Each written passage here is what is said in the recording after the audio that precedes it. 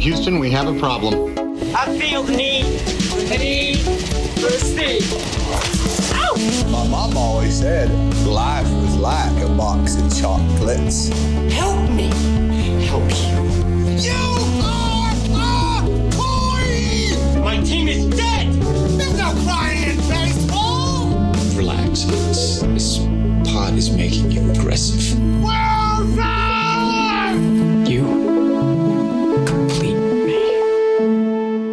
Hello, and welcome back to another episode of We Bought a Mic, a podcast about movies, television, music, and that thing you do. That thing you do. You got to work on the melody, but yeah. Welcome. My name's Ernest. I like to think of something of the Steve Zahn of this podcast. My name is Hunter. I wish I could never be. I'm like the stupid bass player, TV bass. like the dumb guy. TB who just enlists in the Marines. Mr. Bass. I can do push-ups, guys. See? Oh, look Just at me do ready to push-ups. do I go to push-ups. Disneyland. And I'm that thing you drew. Nice. That's a good one. There you go. And joining us today, welcome back to the show, Steve. How you doing, man? I'm wonderful. Glad to be here. Salute. Guys, salute. Cheers. Salute. Glad I could be here doing that thing you guys do. Oh, that pod you cast. Is that not the melody? Doing that. Yeah. It is. It's just a matter of Hitting the right- singing quality. I didn't- Jesus. was I doing too much of a Claudio? I think I got Yeah. Claudio on the. Doing that thing you do. That thing you do. That was good. Too Get cohesive. Lee back in here. I'm ready to sell it. Yeah. Should we do at the top now, like all these different artists singing the song? Like, can Yeah. you do an Eddie Vedder? Oh, the thing that you do better. That was better than. That was honestly, that was better. That Yeah, wasn't the bad. first one. That- I think we're done here. Yep. Well, Hunter, you just came back from the heartland of America. Can you do a Bob Dylan? And doing that thing you do. Honestly, that's about what Bob Dylan in 2024 sounds like. Yeah, right now. a That was concert very- you've seen. Yeah, a concert that I did go to. How was it? Bob Dylan concert? Here's the thing. Bob Dylan might have been the lowest energy concert that I've ever been to in my entire life. And he was like right before him was John Mellencamp, and good on John. He dropped the cougar. Number one. Number two, he's still out there running around. He's doing his thing. Bob Little ditty about Jack and Diane. Bob was not moving, not a lick, but he occasionally he would hit that little harmonica. He was keeping rock and roll alive. Was Was he headlining? No, who was headlining was actually Willie Nelson, who is another young up and comer? let's see, He's, Willie he's Nelson, looking up- 91. I remember from when you told me. 91 years old. Willie Nelson, He could be- That's he could be- crazy. He could be president. actively touring. Here's the He thing: should run. I saw Willie and I was like, "Is it too late for Joe? Can we get him back in there? That Is it show too late?" gradually got older as it went on. Am I wrong? It like, yeah, it actually, yes, it did. It did gradually get older and older. Although Willie had more energy than Bob, which I don't know what to say about. I guess like less cigarettes. Sure. Probably More only that weed. man. More pot. Yeah. We got to get Joe on the pot. Willie was sitting the entire time, but he was still just strumming that damn guitar around, Hell yeah. playing with his son. It was fun. See, this is the real America. Yeah. So my dad, he's an older gentleman. He went to high school with Bob Dylan. Oh shit. Whoa, what? This Yeah. is Are you this from- is where is You're it? Yeah, for from real. Minnesota? Hibbing, Minnesota. Hell yeah. It's like north Minnesota, basically Canada, right? His real name is Robert Zimmerman. Mm. Bob Dylan's real name is Robert Zimmerman. He's got a restaurant up there called Zimmy's. I think it's still there, but yeah, Sick. my dad went to high school with Bob Dylan. Said he like did talent shows and all that stuff. He was just as weird back then as he is now. Everyone's like, that guy sucks at singing. Yeah, I Hey, wonder. listen, Bob Dylan's great recording. look at him. We, now. we need to ask your dad if he got any Timothy Chalamet vibes from young Robert Or Zimmerman. was it more Timothy Chalamet or Kate Blanchett? Like, what would she say? Yes. What would he say to describe Yes. the essence of Robbie Yeah. Z? Yeah, I don't know. I've never seen him live. But yeah, that's definitely something. We'll have my dad on the next podcast. Yeah. Well, when the Timothy Chalamet movie comes out, we'll have to see. You guys know what it sounds like when Have my dad. when on. Bob Dylan's phone vibrates? What? Eh. Today on the show, we're talking about All right, I'll count it. That Thing You Do as part of our series on the films of Tom Cruise and Tom Hanks. The series is called Tom v. Tom, A Tale of Two Toms, Cruisemas with the Hanks. Oh boy. This is a 1996 film written and directed by Tom Hanks. The only film we'll be covering that was directed by one of the Toms. Yeah. Several have been and will be produced by the Toms, especially as they become mega super duper A-listers in the 90s. You start getting production credit on a bunch of your shit. But our boy Tom conceptualized this. It was his base idea. He's not even taking like a spec script and putting his name on it. Like he came up with this and like did it. So good on him. You've been working on it for a long time. I don't know if you want to get into it now, but I share with you guys the Ringer oral history of That Thing You Do, which is just this kind of like organized in chronological order, messy interview style telling of the entire making of the movie. And it talks about how he initially got the idea from the temporary drummer of the Beatles on tour when Ringo Starr fell ill. Yeah. And just started to think about like, what is this guy's story? Yeah. That and then combined with like the idea of one hit wonders and like how that happens. Yeah. And just, I guess, just growing up in that, being a young boy in that time and seeing the Beatles on the Ed Sullivan Show and just trying to. And everybody wanted to make music that made young women like scream uncontrollably and like sob and like shake their head violently like they're actively being exercised. That is what it looked like when we were in a band in high school. Yeah, it was basically the exact same thing. It was except it was like our moms. Yeah. Just freaking There were out fans. because they loved There were us. some young fans. The sheer number of like walk hard style moments of just women like gyrating, just hearing the same song from this one band over and over again. You have to have me It's on great. the Walk Hard podcast if you haven't already done it. That's going to be like a 4-hour podcast. Yeah. I don't think that the world's ready for the walk hard. One thing I want to talk about, we'll put a pin in this for later, but movies about fictional bands. We briefly talked about this last time we had you on the podcast when we talked about Father's Day, which features a real life band. I knew Mark McGrath would come up again. I knew it. I know. It's Sugar Ray featured prominently in the film Father's Day.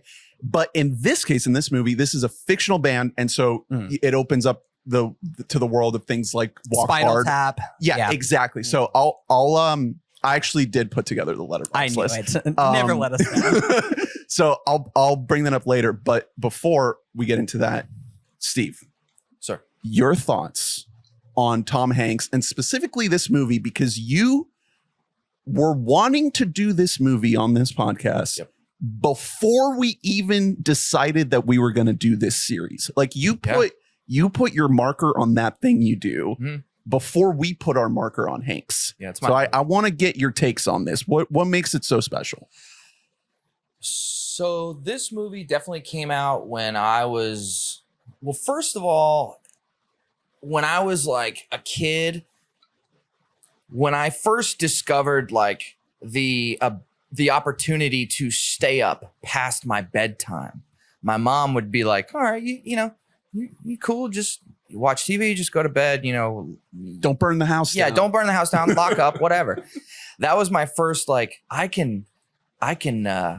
first taste of a little bit of freedom, I could stay up. And that, I think at that point, around that time, That Thing You Do was playing on repeat on like VH1. And another Father's Day situation. Like I find a movie and it's like one of the HBO movies of the month. And I'm like, this is great. Yeah.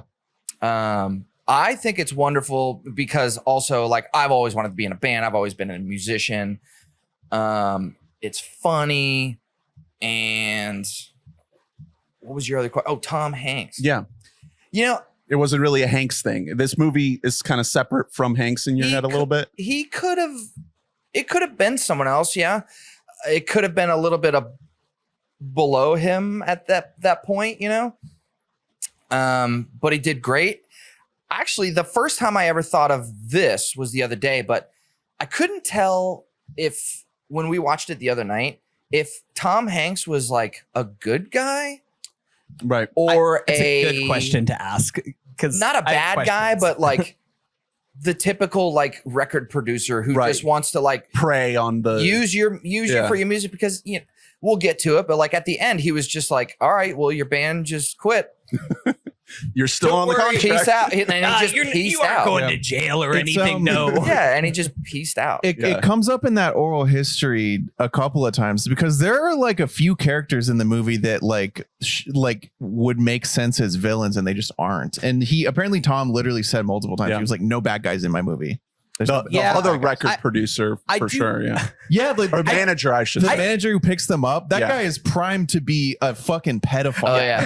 Yeah. Picks up Backstreet in Boys the van. situation. Yeah. It is crazy.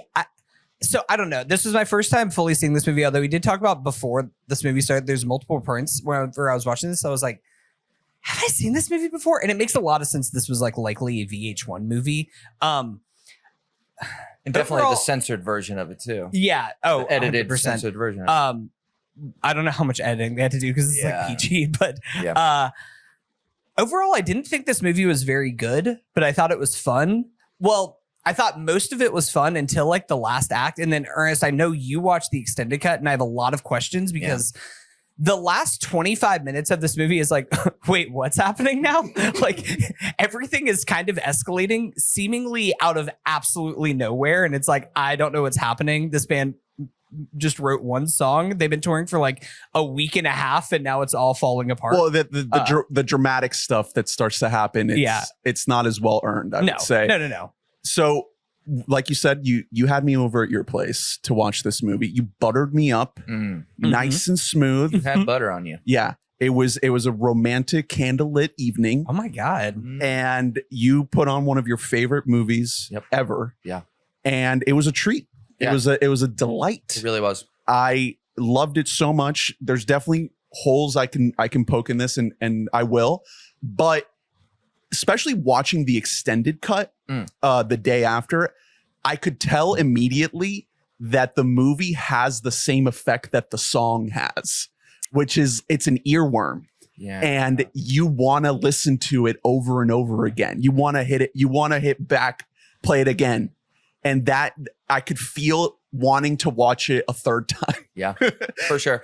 And it's funny because around that time, and again, I was a big VH1 nerd watcher. That's all I Big watched. Flavor of Love guy. Before that, man. So like Rock of Love. The OG. Yeah, Rock of Yeah. Love. But when they were doing, they did a one-hit wonder week. I remember this week that you're talking You know about. what I'm talking Whenever- about? Yeah, they would do the lists and stuff like that. Yeah, they did all the time. lists, Yeah. like the top whatever 10 one-hit wonders, and then they did the behind the music series of all the one-hit wonder bands, and they did another show of it was like a one-hit wonder series, and I think they did it maybe to promote that movie, or maybe it was the other way around. It was like a one-hit wonder band. Oh, we've also got this idea. We've got a bunch of footage. Let's replay the movie and then play a bunch of one hit. You know what I'm saying? This was probably around the time the extended cut was released. When was it was 2007, I believe. Oh wow, a Um, lot, like the 10 years DVD after it was. the 10 years DVD after it was extended cut. So that would make sense. 2007 was the extended edition DVD.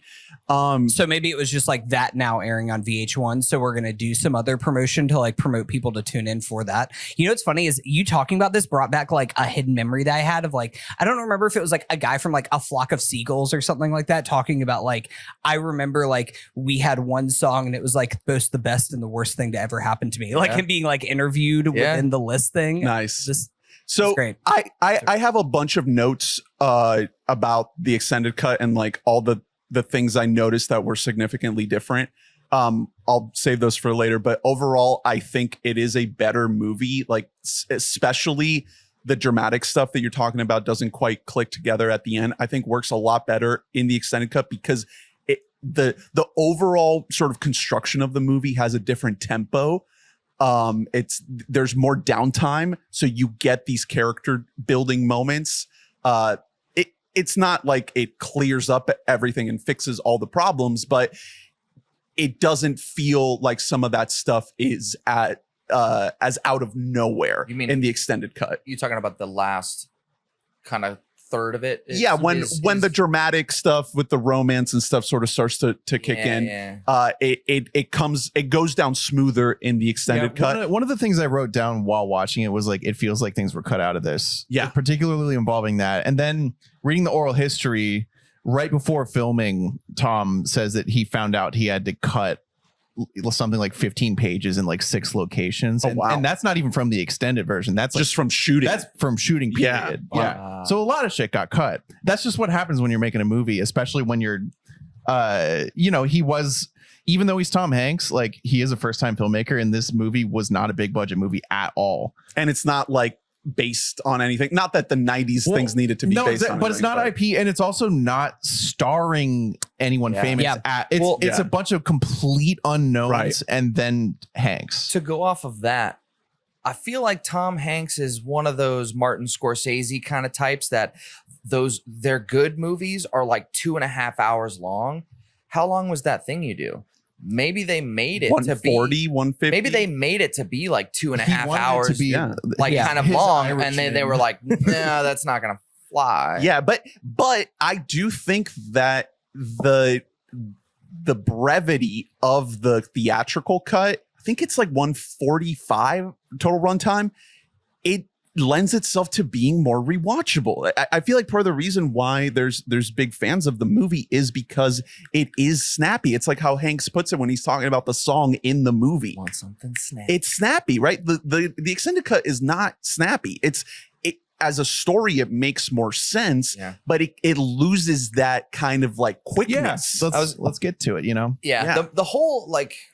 I think you're right about the last third of the movie is kind of like that slower, like slowed down. But the first 2/3 of the movie is very like go, go, go. Mm-hmm. Like as soon as the joke's over, next scene, a lot of energy. Yeah. And I like that. It keeps going, and it just, I like that. You know? Yeah. It has a lot of movement. It's really just a very likable movie. I think there are a lot of times where you feel like something more substantial is going to happen, where things are going to go off the rails, when something like transgressive is going to happen, and it really doesn't. Like in the entire movie, even in the final act, when things get a little bit, emotionally weighty. And for that reason, it struck me as a movie that would like be really easy to watch, like with your whole family. Like if you're, it'd be solid for like a kid to watch as like a first foray into movies for adults. PG. It's super watchable for, I feel like, anyone. And that's not sacrificing like the fact that it's just like a solid movie. You know what I mean? Yeah. I think that like one thing, it is just like, it's so apparent, and it's weird that Tom is like both writing, directing, and not starring in it, but he is featured prominently in the movie. And there's so many parts where like explicitly, like I think that the movie, I don't want to say, I know it seems like it worked better as a whole for you guys, but like I'm just like, why isn't Tom Hanks evil? Like, did Tom just not want to write himself as an evil record producer? No bad guys. But like, that's a real the thing is no that bad like guys? I don't know, record producers usually suck. Like, and especially like if you have a story of like this record producer that is going to grind them and like have them do all the peripheral stuff to the point that like it's losing like what the essence of the band is and like all this kind of stuff. Like my boy, fucking Jaws, Jimmy, the singer. Jaws. I don't know. He's got fucking jawline. Bro does have it. Bro invented mewing. Yeah, his entire just life is just mewing around. That guy like has a point where he's just like, hey, can we just like write music? Like, I don't want to like be in whatever like Shrimp Shack movie that this is. Like, I just want to like make movie or make music, and that's what I'm trying to do here. And instead, like the movie's kind of too afraid because it's Tom Hanks behind the camera and in front of the camera. He's like, listen, you know what? That's just life, huh? I can't be the bad guy. I can't. I'm directing this movie. I cannot be the bad guy. But also, they don't want to make Jimmy go full bad guy either. So he's just like kind of has like good, well intentions until suddenly like one wrong thing pops up in the Ed Sullivan show, and then he just like snaps. He's like, no, I'm not engaged. I'm not. So I think bouncing off the idea of no bad guys, it's almost like Tom Hanks or the people taking care of this movie, they weren't so concerned about a bad guy. The downfall of the band was the surrounding, the conflict right. Of the road and what else is going on. It's not one particular person. Yeah, it's the whole idea of this group of guys coming together to make this song and unraveling by the end of the movie, and making this song a hit and not being able to remain together as a group by the end of the story. Yeah. I do think that is more challenging of an ask to make dramatic tension, but it makes for a more unconventional movie at the end of the day. It's like, oh, this is not your typical by the numbers stock template. Exactly. Movie. The fact that I was fully expecting one of these guys to become evil almost sort of means that it's interesting that they didn't. Right. Yeah. That's sort of where I ended up. Like, even though I don't know, I think you can tell me about the extended cut, but I definitely needed more signs that Jimmy was like going bad before he just becomes. Me too. I needed that too. Jimmy seems like he's, a kind of good guy. Well, I don't know. So the thing is, he's really annoying. Clearly, throughout the whole movie, you're like, okay, this guy's the annoying one, but he also is making good points that, like in any other movie, you'd be like, where he's like, I don't know if we should sign this. It's like, you shouldn't sign that. You're in a fucking trailer. Well, if it was like Jimmy, he's the talent, but if he was like all about signing it and Guy Patterson was like, I don't know, guys, it would be much more of a, I don't have a. No, you're right. Thought. Like this, it kind of felt like this movie. And it's funny that there were so many cuts to it, but this script overall feels like a movie that was like missing a Passover or two. Like it did not have enough notes before we went into production. He's Tommy fucking Hanks. Okay? I know. I'm just saying, what the fuck to do. Well, maybe we could have like brought somebody else in there. No, of course. Well, this is what happens when this is his first script. Like this is blank check. Really? This is his first? Yeah, he started writing this during Forrest Gump, and like just to like have something to write. And he, do you ever like to think about him like writing this, but in Forrest Gump speak? What if he's on the set of Forrest Gump and he just starts like, the thing you do. Tom, we're filming. Oh, yeah. Bubba. Then Mama got me a drum set. Yeah, so there are a lot of signs that this is a first timer, both in writing and directing. Did I ever tell you boys to look good in red? Jesus. No, I was hoping him to go full was the Colonel Mustard from Elvis. That's what I wanted him to go into that. It's that record producer guy. It's just interesting. Because he clearly wanted everyone's perspective to make sense in the movie, and it ends up kind of making sense, except that there's stuff missing. Because another rookie script error is making your script too long, when anyone who's like a true vet and knows what budget they're dealing with knows that you have to cut way more than you think you do, because they say every page is a minute and it's just not. You know what I mean? Like it's stuff like that you learn. On top of that, so as far as his directing goes, this movie has really great production design. It has an awesome feel for era. It's fun. Mid-60s. Yes. Yeah, it's like all of that works super well, and there are also some shots and sequences that are phenomenal. Obviously the most famous sequence in the movie is when they hear the song on the radio. Cinema. And that's so good. That is like as good as it gets. Like that's just great fucking filmmaking. Like it's so, and that Tom said in this oral history, like that is the only scene that like is exactly what his vision was, just like from the time he drew it with stick figures. Yeah, like it's like they shot exactly that, and it works so well. I think that he is not hard enough.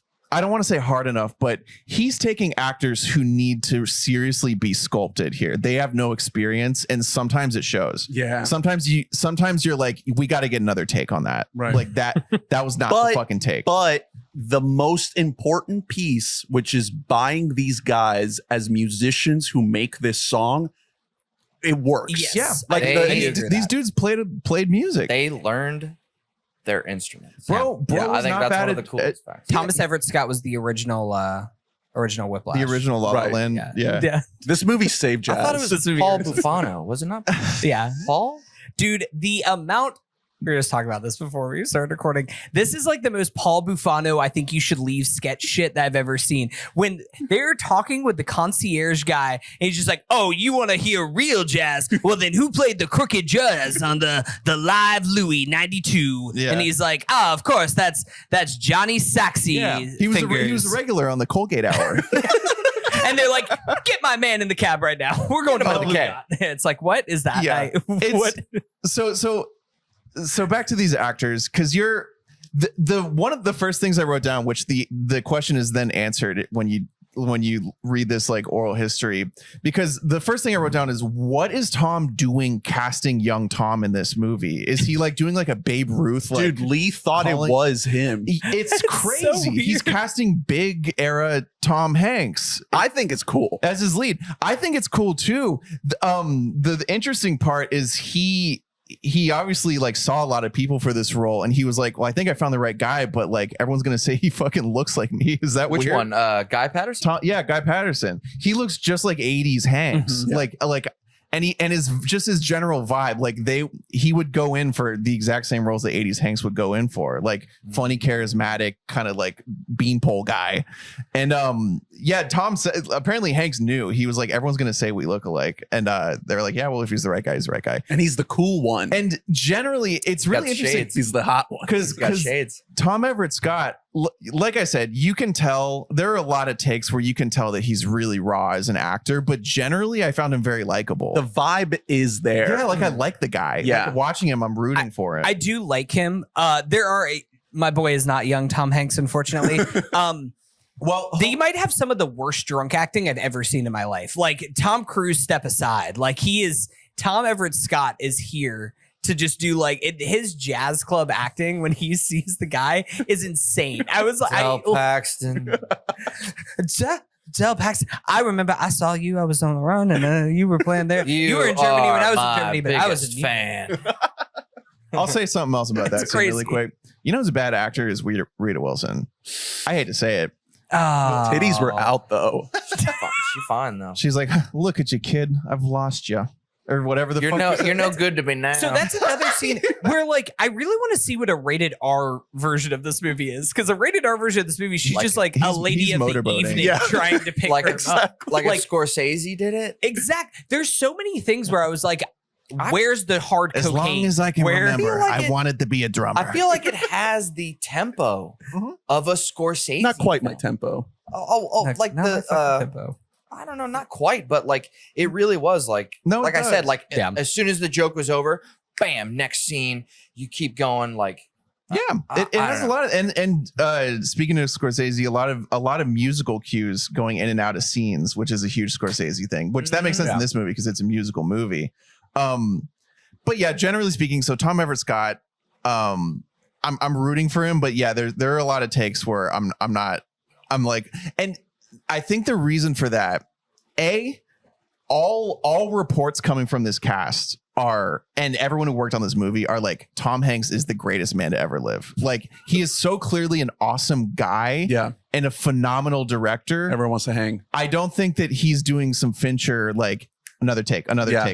Yeah. And I think there's a middle ground to be reached when you have super raw actors. You gotta get a few. First time director. Because also Tom Hanks from his start just has it. Like every take, even in the 80s, even in Big, he is so It was money. perfect. Yeah. He's so locked in. Sometimes those are not the guys to teach. You know what I mean? Yeah, Like- you don't like. Is Tom Brady going to be a good coach? Probably you know not. How Michael Jordan's It's- sons suck at basketball. Yeah, there like, you go. It's because Michael Jordan's just like, what do you mean? Just be the best. Like, Why don't fucking make the shot? I don't know. Yeah. I don't get it. Just be good. I really think there was another level to be reached. Also, another really funny like actor bit from this oral history is that I love the idea that Tom Hanks is just endlessly tickled by Steve Zahn.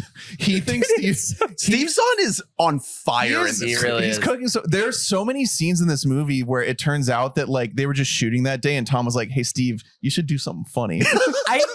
And they just like let him. That makes me so happy to hear because I love Steve Zahn. Steve Zahn's the fucking best, and like this movie knows that he is the best. Like I think that he elevates this movie in such a beautiful way. Like it's some of the best use of comic relief that you can. Do you have a favorite Zahn moment? Oh, I'm not here with these gentlemen. I got a pig in the pig something contest, and I'm gonna win that blue ribbon. That's so good. That's a really good Steve Zahn. Yeah. Holy shit. That killed me in the moment. I was like, this is great. And you could tell that he just came up with that. He had such an unpredictable vibe in the movie. So all of his best moments in this were like that day they figured it out. Him kissing the cardboard cutout. Yeah. That was improv. That It was just like in the moment. I think one of my favorite moments, and because it's a great like cut to Hank's reaction shot too, is whenever they're going around doing all the interviews and everything. It's right after they like play. They have to like open the movie, and they're Captain Geach and the Shrimp Shack Shooters. And they're like doing an interview with like somewhere in LA, and they're asking him like, "What are your favorite inspirations?" They're like, "Oh, like Louis," and they're like saying like all these people, and he's just like, "Probably Captain Geach and the Shrimp Shack Shooters." That's another great one. It's so good, and it just comes like off the cuff, and it cuts to Hanks, and he's like, Yeah, he's like, so good. But yeah, just the idea that like every take Hanks is just like losing his shit behind the camera, like yes. By the way, Yes, apparently dear boy. the director of the Shrimp Shack, It's Jonathan Demme. yeah, Let's go. It's our boy. Fucking king. Yeah, I love to see, dude. The extended cast. Hanks. It's no names in the top of the but billing then on here. People come in. If you fill this out, I mean, Charlize Theron isn't big or Cranston's anything. in there. Yeah, baby Charlize, in a just absolute throwaway role. Yeah. Well, We get our boy Kevin Pollak. oh yeah, the announcer Is it there? guy. shout out to Maisel heads No, out he's- there. Who's yeah, the Yeah. The Kevin Pogg's the one Vic- on stage, the mattress king. Yeah, Boss yeah. Vic Yeah. Cross. yeah. He's great. Yeah, baby Real Cranston. quick on Charlize. I honestly didn't recognize her. Like I did not clock that it was her. The movie ended and I was like, where was Charlize? It's definitely pre-veneers. And- Charlize, I'll say that. Then watching the extended cut, she had so many scenes cut. Like that is way more of an actual character. That in the makes sense extended cut. because she just kind of goes away. Yeah, she's like Yeah. she sees like hot dentist, and it's like, well, I guess she's gone now. I think that's how they got rid of her. They were like, oh yeah, she fell in love with her dentist. And that was it. That was And you're like, that was it. What? They lived happily Okay. ever after. Is that it? That's all Tight. that we're getting there? I also really loved we get Paul Feig in there. Listen, I gotta say, if the movie's my single biggest gripe with this movie, what happens to Giovanni Ribisi? You can't promise me Giovanni Ribisi in like the first he 10 joins minutes of the the movie. family. It's really fun. yeah. That was Yeah. actually a great bit. It's the new hurt, son. man. He just like becomes he's trying the to new like Tom. jump parking meters and like falls and like snaps his arm. Yeah, man. And then that's it. His life is just over. this kind of before him getting big? Yeah, well, I know he was in Saving Private Ryan in like '98. This Yeah. was in 96. 96. Yeah, so Yeah, this so is it's before on the that. come It's up. before Gone 60 Seconds. But I mean, he before was in like Heaven and all Friends and those. stuff, so he had some, good roles. Hold on. He what was the also in timing James of this? Cameron's Avatar. No, this is actually only his. That was in like 87, 88, Yeah. right? Avatar, yeah. So, like he was in some TV shit. I think that the biggest thing, he was in an episode of X-Files, like Walker. He was doing a lot of like one-off spots in different things. He's actually an episode of The Twilight Zone. Bro, he was in but, like, Friends. no, he was in Friends, but I think that that's after this. Was it? Oh, 95 to 98. So it's right around the same time. But this is actually the first year that he ever did movies. He was in a movie called Suburbia and The Grave in 96. But like, that's it. Like, these is his I star didn't even realize that he was the That's- original drummer. That is of the Wonders. That's Giovanni The Ribisi Oneaters. of The Oneaters. Horizon, Say it right. An American Saga Part 1. Oh, At the closing credit. He is I don't know if I told you guys, because I don't think that I've talked about this movie on Mike. That is like the closing promise of Horizon Part 1. Giovanni As it cuts to Ribisi. Giovanni Ribisi opening up a newspaper. Like everybody in the audience is going to be like, yes, Giovanni Ribisi is going to be here for Part 2. And I was the only one in the theater who clapped for Giovanni Ribisi to be there in and Part 2. you'll be there for And I'll Part be 2. there. I'm ready. I'm going Yeah. to Venice. Oh, nice. Yeah, thanks to the Patreons. You're representing Yeah. the show. Thank you to all From the beautiful Idaho to Patreons. Venice. Yeah, we've The really seen WBAM it. Nation. So this bass player, it's a dude named Ethan Embry. Really interesting guy in this oral history. You read it, right? I didn't get through the whole thing. You sent it to me. It's very long. I thought it was required reading. I wouldn't have fucking wasted my time. I did not read it, so you'll have to be the expert on this. He was like a true like fucking punk, like crust punk kid in the 90s. Like he was like barely an actor. He had just been in a movie though where he had played a musician. He's in Empire Records. Yeah. Oh, okay. And he was apparently like really interesting dude.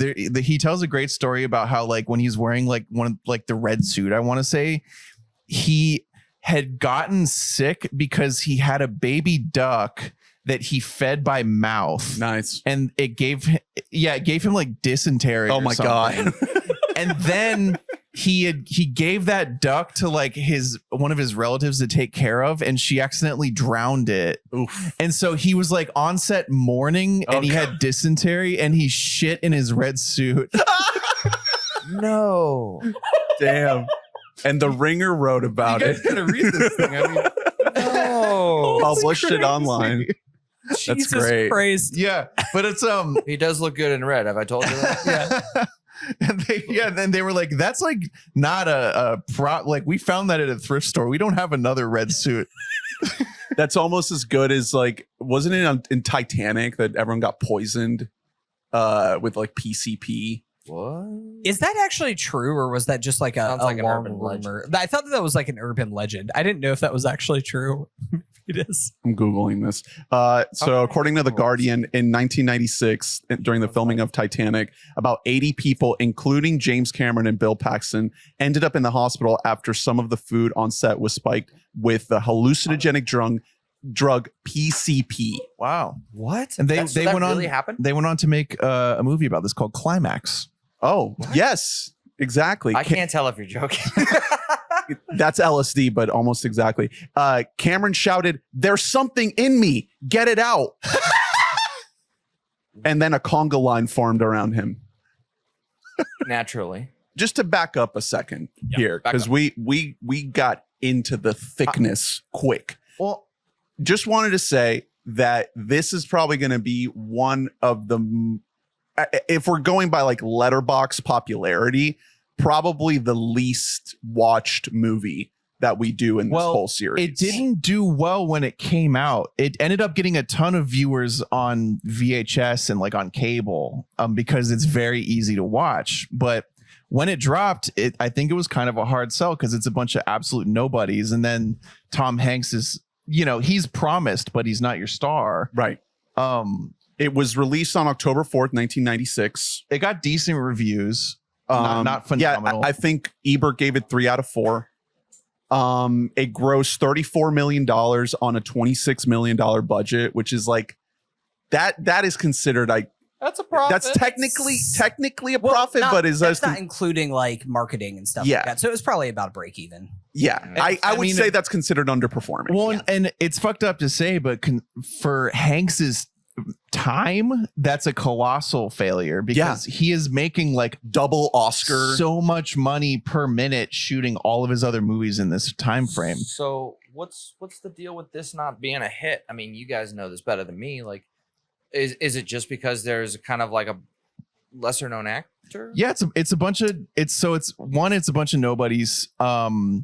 2, I think, considering the fact that a lot was cut right before shooting and then a lot is cut from the what Hanks actually liked, I would imagine that means the studio didn't love it.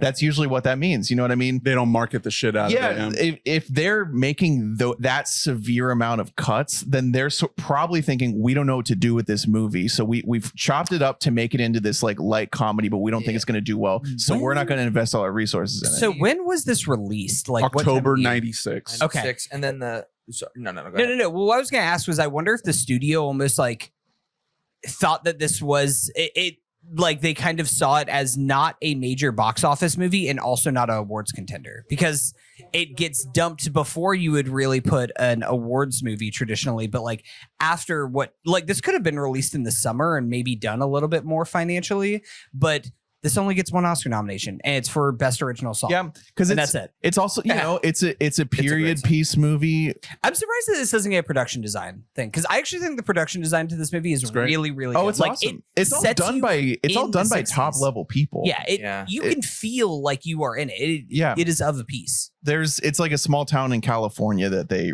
remodeled to be this town, and it looks awesome. The cinematographer is Tak Fujimoto, who did all the Jonathan Demme movies. Yeah, this is obviously he did this around Philadelphia, and he went to Demme and said, I want to do this, and he got one of Demme's, like a bunch of Demme's top people to help him out with it. I don't want to skip over the song since you brought up that it was Oscar nominated. Yeah, we have yet to bring up Adam fucking Schlesinger.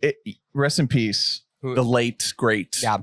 Absolutely goated. Passed away due to COVID-19. He was like the first guy that like died of COVID. Yeah. The first, very early, semi-famous March, person. April. I think this movie kind of had a little bit of a bump around that time.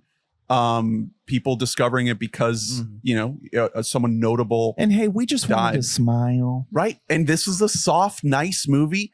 Look, the song bangs. Fountains of Wayne. Bangs.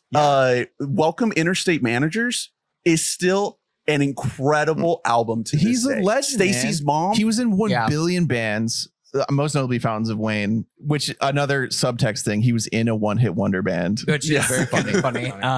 He also gave a bunch of songs to other bands. Most notably, he gave the song he gave just the girl to the Click Five, who are literally exactly the Wonders. It's just a bunch of like Beatles knockoff looking kids who were like just like 30 years too late. Who went to like a school in California, and they were hot. And so like he was like, here's a song, like here's your hit. And it turns out they all sucked at everything. But that song was just so good because he wrote it. Guy was so cool. When was this? Like around what time? Just the Girl. Yeah. Just the Girl was in the early 2000s. That was like probably 03. 05. Yeah. He had a lot of songs that he gave away. He was just like a student of like the power pop game. He loved pop rock. And ended up, in the 2010s, he did almost all the songs for the show Crazy Ex-Girlfriend, which was, that's right. I need to watch that. I've seen a little bit of it. Very complex music. Like that's like a hard show. Like it's a good show. Yeah, you've seen it. I watched it with Megan, my wife. Isn't it like every episode is just a new musical essentially? It's definitely. I do not like musicals. I just can't do it. So but you love this movie. When my wife was watching it, I'm like, is this a musical? But then they're like, all the songs and stuff are really funny. Like not like Disney trying to be funny. They're actually really funny. Yeah, like he was a really like he I don't know, he was a really interesting guy. And apparently there was just like a call around Hollywood like, hey, Hanks is looking for a 60s, like Beatles meets Beach Boys like hit. Yeah. That's called That Thing You Do, because the title was already locked in, but there wasn't even a song yet. Yeah. And like hundreds of people submitted, including like really famous people. And he got it. The song is funny because it reaches a point like, I don't know if it plays like 10 times. Yeah, I don't know if you guys felt this way. When I was watching it, I was like, God, we're just playing this song again. But it's so good. By the end of it, I was just like, that thing you do. Dude, like it's still just like it does work. Like it is a banger. It goes with and I don't know much about music theory, but it definitely goes with the classic like blues kind of structure, you know, and it works. Yeah. And I'm not saying that they went with like an easy easy route to write a song, but they went with a formula that works. Well, it's definitely the standard like 1-4-5 chord progression that every pop song has. But I think it's mentioned in the oral history that they threw in a little Beatles ism, like a little minor chord from the minor chord and then the little harmonies coming in. Yeah, because he's like, that's key. He said they were working on it, and someone was like, "Come on, what would George Harrison do?" Yeah, it's like or like 8 days a week. Yeah, Like so that. then he put in the minor chord, which is the same thing they do in "I Want to Hold Your Hand." That's what where it goes to the da-na-na, I want to hold your hand. Yeah. And it works perfectly. The song is a bop. Like it is. I think that it has to be good for this movie. If the song is not good, the movie just sucks. Yeah. Yeah. And it because you don't buy the entire thing. It's also such a it's like kismet, I guess, that it works so well because he speeds up the drum beat. Like when they're playing the original version, That's you're so like, shut the fuck up, stinky. And then you go, not seen this movie before. I was just like, too fast. Is this that thing you do? Do I have to listen to like a slow ballad throughout this whole fucking movie? That's so funny. I don't know. The girls are just freaking out. Ripping off their fucking shirts. Thing you do. Let's real quick talk about. I don't know if you have you guys listened to the other song that they play. Oh yeah, it's called "Dance with Me Tonight." Yes, and they play it in the movie. I think only one time. I clocked it because it was like it's about halfway through, and I was like, "Oh my god, what's the scene? Song." They're playing in like a circular, that one, yeah. Ed Sullivan kind of thing, and the song "Come On, Pretty Baby," put your little hand. That one, yeah. Is that another Schlesinger? It's got to be, right? Yeah, they ended up. Yeah, because it's him and then Oh no, on Spotify it says The Wonders. So sorry, but is it The Wonders? No, or it's yeah, you know, like O&E. The Oneaters. At a certain point, got it. Looks like the Oneaters. At a certain point, it was starting to bother me because I was like, I feel like if I just read that, I would get it. And no one's getting it. No one's getting that it's The Wonders. I looked at it on Wikipedia. I was like, The Wonders. I'm on board. What's wrong? Yeah, these people are stupid. Let me tell you, Oneaters? so there's some incredible ska band names to come out of this movie, especially the Corvettes. What? No. Oh yeah, All right, dude. the Corvettes. The Corvettes are going to be like. This is for Dane. The Corvettes Dane, are playing Dane, Fest lock this in. year. Lock okay? in, Dane. They're opening up for the Aquabats. Yeah, Dane is showing us the band called the Corvettes at the beach house this summer, and I'm immediately turning it off. So that's also the Herdsmen. Opening for Get the it Herdsmen. like one of the senses. The Herdsman. That's the band he starts in the closing credits. And they go platinum. Or Yeah. It's so good. Corvettes is great. Like I actually am kind of jealous that I've never Corvettes. thought about the Corvettes Well, as I like think it's- somebody trying to think about future band names. It's also a before. great name because, like, if you know the movie, it's kind of like an inside, like, oh, you get it. The Corvettes. Oh, Corvettes, yeah. you get it. You know what movie we're talking about. Yeah, the Cord. I think the soundtrack overall is great. And I think this is a good time to talk about where this movie ranks in the pantheon of fictional movie bands. Okay. So I'm pulling up the letterbox You gonna have list. some options for Oh, us all right. to choose from? Hey, Ernest, who made that letterbox list? I did. Yeah. It's private. It's private as of now because we'll see how it goes. It's private. Are you only going to go public based on like what our reaction is right Yeah, now? to this? yeah. Okay. Cool. Well, you know, there might be additions. You know, I don't have the full knowledge. Okay. So obviously I put this first because it's the episode we're covering. Then Sing Street. Oh, You guys seen Sing yes. Street? Sing Street's great. I love Sing Street. Great music. Yeah. And in the context, it always has to be the story should be about the band. Yes. Yeah. Right. We can't, this can't be a situation where it's like Euro Trip and there's like Matt Damon in a band in the movie. I see. Yeah. That song is so good. If we are Scotty doesn't ranking, know. yeah, I was gonna say if we are doesn't know. ranking best songs, Okay, I'm adding be it in to the that- list. that'll be. It's gonna go at the that's bottom. A different list. That's Yeah, not it's a about different the band. list. That's Ernie. You have to make a movies- second list. That's movies where Matt Damon. Ernie, I need has you to make a shaved head. second private list. Make a third list of fictional bands with Matt Damon. Okay. The aforementioned Walk Hard, a Dewey Cox story. Mhm. Yeah, okay, yeah, there you go. That's got to be up there. Yeah. That's easy. That's up there for me. Okay. Pop Star Never Stop Stopping. Yeah, Connor for Real and the Style Absolutely. Boys. Yeah, it's not Lonely Island. It's No. Connor for Real. And the Style a fictional Boys. a fictional band. Yeah. Um, In my Donkey Roll era. Yeah. Do you have Oh Brother, Where Art Thou? Ooh, Yes, that's a good one. I don't think I've ever seen that movie, but yes. Me neither. This is Spinal Tap. Is I put big that one on Yeah, here. Okay. On another movie I've never seen, Almost Famous. Yes. Cameron Crowe. That's like the top of my watch list. That The Big Daddy, School of Rock. Yeah. Has to be. Mhm. Has to be. Fictional All timer. They're called School of Rock. The song in there, I'm sorry, go ahead. the big song that they play at the end. It's an original song, right? Yeah. All right, I was gonna Bang. say, like, are there bands in the movies that are like playing other songs, or cover like, songs. Yeah. or are we doing original bands? no, like playing original it's multiple original songs because also there's whatever the band is that he leaves that's starring the guy from Rent and the guy who plays Spider. Yeah. Feel my heart beat Wait, in that same movie? Yeah, in the guy with School the of Rock, leather sleeves. leather sleeves, Ah. chest. Well, Only again, sleeves. God, School of Rock is a perfect movie. They're called It's No so good. Vacancy. is that enough? Yeah. Is that enough of an appearance in a movie for that to be considered a fictional band? No, And- Well, School of band Rock, is the School whole of Rock. band, They're Yeah. called School of they Rock become in a the school. movie. Yeah. And they they- form for the talent show at the end. okay, all right. They do only well, play that's what I'm saying. one Like, show, but They win with their song, They actually don't which is a win. banger. Oh, All right. you're right. They lose. yeah. I'm They on get board. second. Okay. Here's where it starts to get a little shaky. A Star is Born. Not a band. Never saw it. The new one. I think that counts. You haven't seen the one with Bradley Cooper? Well, Dude. I don't know, Ernie. Do you Is good. Okay. when you are ranking your like favorite? Do you when you say like your favorite music of all time? Do you put bands and artists on the same list? Mhm. Sure. Yeah. Yeah. Okay, So yeah, Absolutely. they're in. then sure, put them on.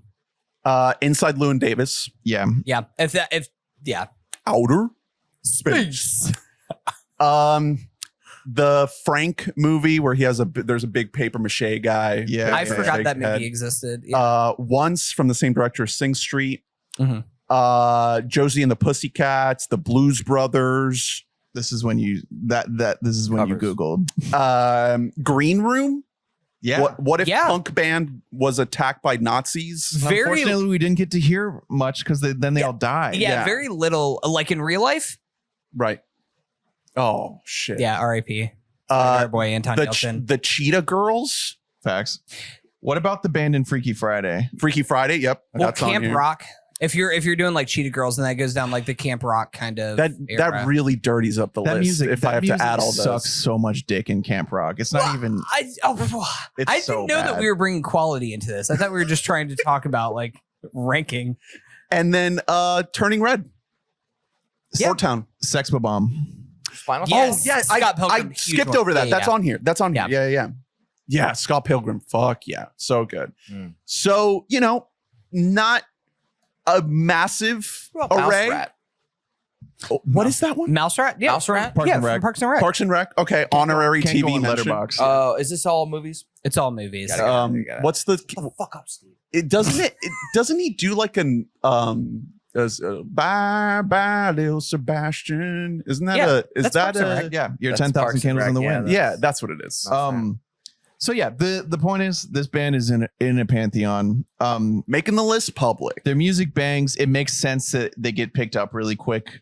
And they, I like the progression in the movie of like you said, it moves so quick, but in a really snappy, cool way of them like, they're playing local gigs and they just get bigger and bigger. And then like they get that place by the airport and it's like a big deal. Yeah. And then from there they meet a trailer guy.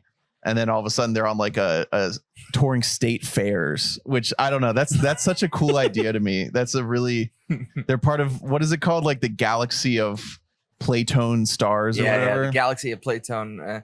It was funny when we were watching it the other night.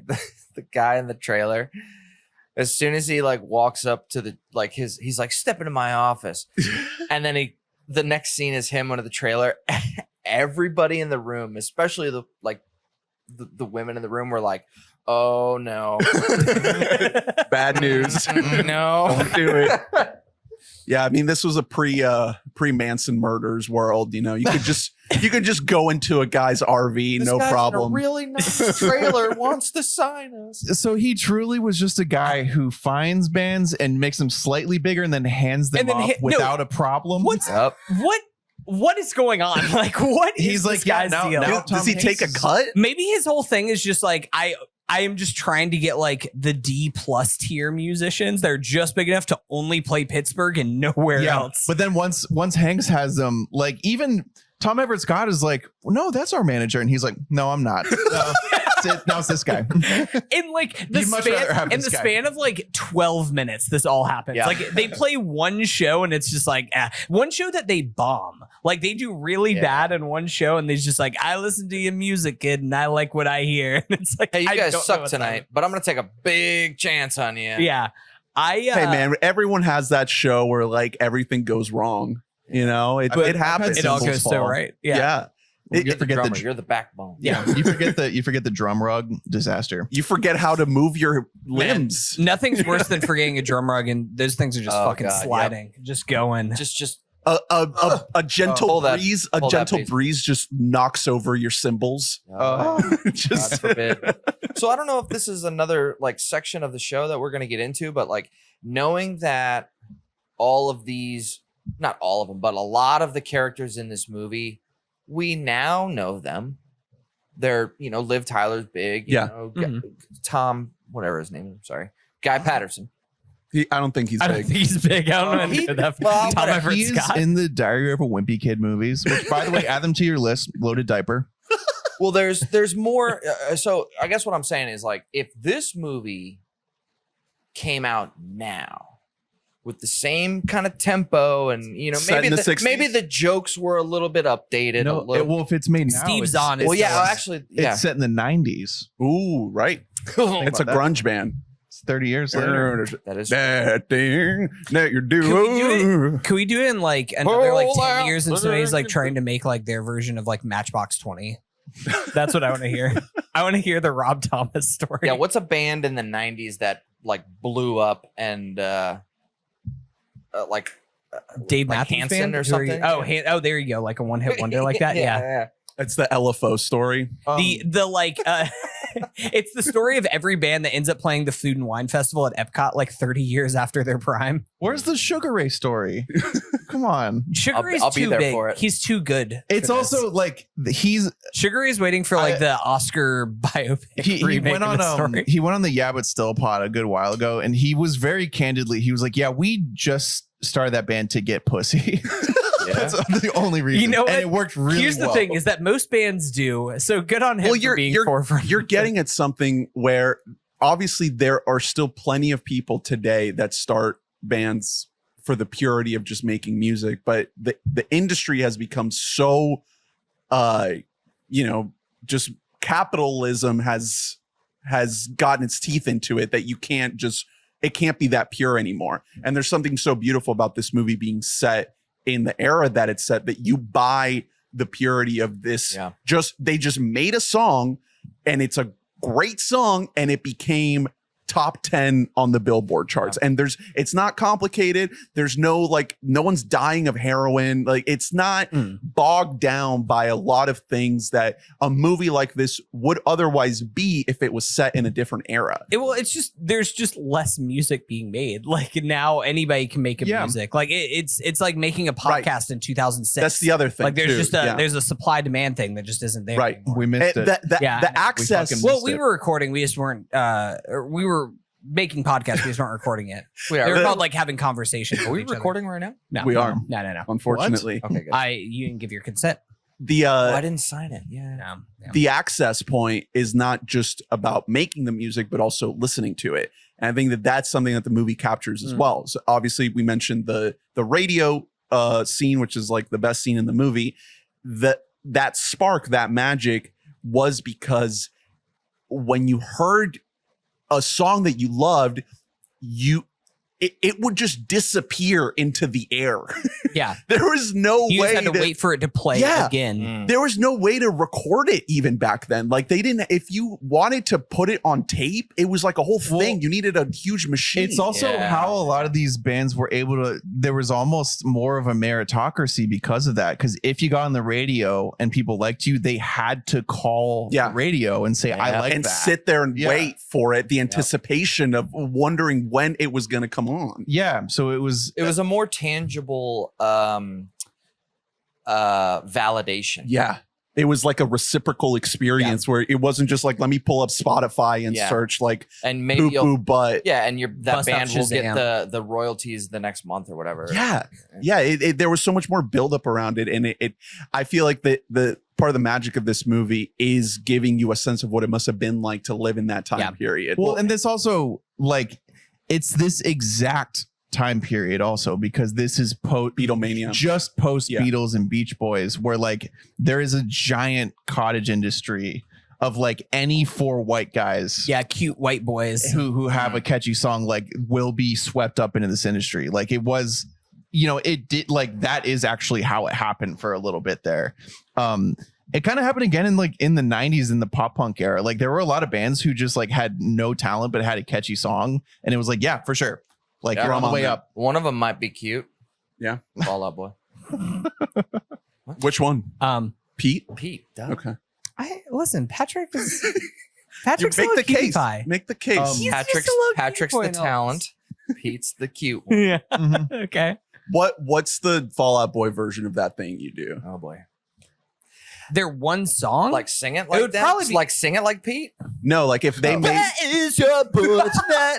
Yeah, that was their first like, Doing that thing you do. Lee hates us right now. So I wanna get through the all the extended cut notes that I took before we get to the categories. So if you want me to elaborate on any of this, just stop me as I go through this. So first of all, the whole I am Spartacus thing. Yep. Not explain. Yeah, no, you need some explanation. In the I think theatrical, we got quite enough. It was kind of weird. in the theatrical cut, our boy just randomly says, "I am Spartacus," and He you're like, says it a lot. "What is happening?" In the extended cut, he's watching the film Spartacus. Oh, well, there you have while he's it. making out with his It's a girlfriend. film? Yeah, Oh. Spartacus. From From the Charlize Theron. It's Okay. It's from it came out around that time. The movie. Early 60s. Yeah. Oh. Yeah. Oh, okay. In the new Kubrick's. version of the movie, he'd be saying, "I am Groot."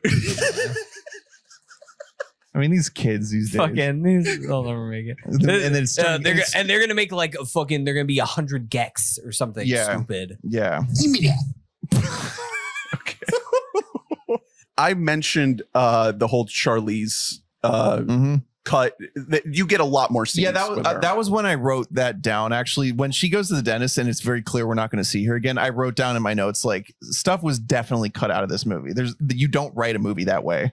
There's a scene in which they are practicing the tempo. Remember the scene where they're playing the song slow? Yeah. Yeah. There's like a lot of the added footage or the like uncut footage is just extending certain scenes, just adding a little bit more beats to existing scenes.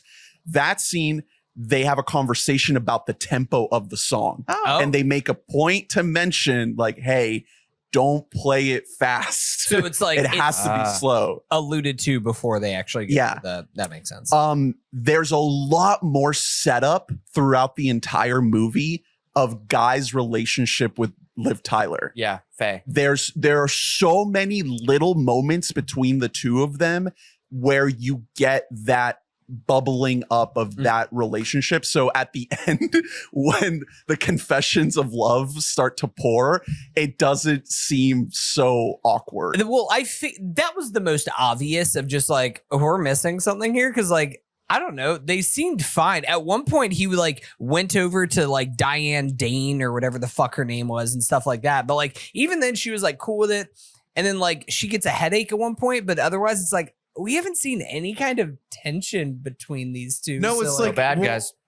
Watching it, we can tell that he like is not the guy for her, but like, yeah, it seems like they're getting along. We can pretty tell fine. she's not the guy for her because the main character is a different person, and we keep also cutting to Liv Tyler. Yeah. So I like think main movie character's like a brain cool kicks in, and we're guy. like, I think she's more of just like she's believing. She wants to fool herself, Yeah. convince herself. She's like, he is that so it's smart. working. He tests. Yeah. He had a genius IQ. Yeah, He and tested. in that same scene, she's like in the sentence, and she just kind of like stops. Well, She's just like, I'm tired. Yeah, she's like, anyway, defending." I'm gonna head out. Yeah, I'm gonna gonna head out. Yeah, Jimmy doesn't fare much better in the extended cut. No. I was hoping that there would be a lot more in there, and there's not. Does he fuck Diane Dane? can I?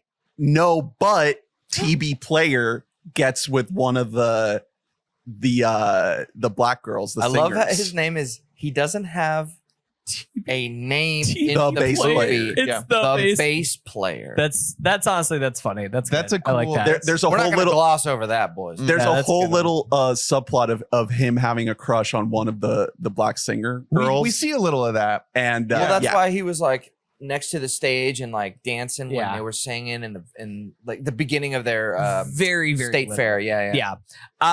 No, I mean that's cool. Is there anything else for the bass player? Is his because almost I liked how like he's just like a dumb guy who just like joins the military and then just disappears. He like fucks off to Disneyland. Just At one in point. Is there more Disneyland? I wish that would have been great. That was so The funny. cut to like him and Mickey Mouse like saluting the Yeah. camera is so funny. What if that That was was his what last if, scene. It's so good. what if that was something in like Tom Hanks's Toy Story contract where he was like, I get to use Mickey Mouse whenever I want, one time. just wonder in whatever way I want. You do not question. Yeah, I he get to like shoot a movie in Disneyland, and you have to let me. yeah, no, that's all really good. No, I do want to say, going back to Jimmy, maybe it's the former singer in a band of me. Can I come out as a defender of Jimmy? No. I think Jimmy might. He have been makes kind some of in the good right- points. Here's the thing: Jimmy wrote the fucking song Yeah. that became the hit. Right, yeah. He is the talent. Also, the entire time he's just like, I just want to make more music. I Yeah. got into this to make music. And he's like, I don't want to be like in the background of some like shitty little Shrimp Shack? You weren't a fan of whatever this Shrimp is. Shack? No, I bet Shrimp Shack actually. Sorry. I worked at a place called the Shrimp Shack. Yeah, loved it. Yeah, was it great? Yeah. Well, just it sucked, but just the name of it was like Did you have a lot of like I was a Shrimp Shack. a lot of shooter. knockoff Beatles Beatles No, bros that it come was in there very and play? cartoonish. It looked like a children's. Did you have to wear a sailor outfit? No, none of that. So I'm gonna. And here's the Continue. thing, you know what? Sometimes it's hard to commit. Guys, we've all been there. Sometimes committing can be hard to things. And you know what? I here's to Jimmy. I'm wishing him nothing but the best. Him and the Herders. The Herdsman. herdsman. Jesus. The Haven't you heard? the actor didn't go on to do much. Jonathan. Yeah, well, that's Oh, not yeah. a surprise because he's not the best actor. He's not on like a CW show right now. Honestly, he no, looks he- like he should be on a yeah, CW he pops show. up and stuff because I mean he's like an incredibly good looking dude. Yeah. He's the most Like, Riverdale looking motherfucker that I've ever seen. yeah. He should be Superman. But yeah, he's good for the part because the part is like not a likable guy. You know what I mean? But he does make some good points. He does. Well, that's the thing is like if the movie wanted to be more negative, there are a lot of paths there with this character because A he cheats on Liv Tyler. B, him and our drummer have like a big fight where like a big blowout where at the end of it, Jimmy's like, the song's supposed to be slow. Like it's better slow. What the fuck you? It's just not. Yeah, he's like, this is my fucking art, and He you made ruined it. He made it Yeah. better. And Yeah. see, like, I think in a modern version of this movie, he would be fame hungry and he'd be loving all this dumb bullshit they're doing. And like the rest of the guys will be like, I don't know, this is kind of corny. Yeah, it doesn't really make sense, the dynamic, how it's It just speaks toward like the fact that this movie isn't trying to throw some kind of ethos at you or tell you any like bigger truth about Yeah. the music industry. You know what I mean? It's trying Yeah. to just like tell you a fun story. Yeah. I think Everything that's on the- the screen is what's It is what it is. Yeah. I think that's part of the Yeah. appeal. That Yeah, it's not complicated. It's a more fun movie because our main character is having fun Mhm. and Steve Zahn is having fun. Yeah. Steve Zahn is not questioning any of this right. stuff that's happening to him. Well, even like no. Well, sorry. I was just gonna say like even like Guy's parents are very like anti him being a drummer. Like obviously his dad is just like, you need to take care of the family appliance store. Yeah, and you're like, oh, this is really gonna get in the way of things. And And it then- kind of doesn't. and then they're just like cool. They're just like watching him live on love TV it. and they're like, that's my boy. And we're like, what? Yeah, well, he- that's the turnaround. Like, all right, hey, They're on board. yeah, he they're calls on his board. dad and He he's like, changed his mind. Pa, I'm going on a tour of the I'm not state coming fairs. home. And his dad's like, well, all right. I guess I'll never see him again. Best of luck. I have my new adopted son, Giovanni Ribisi.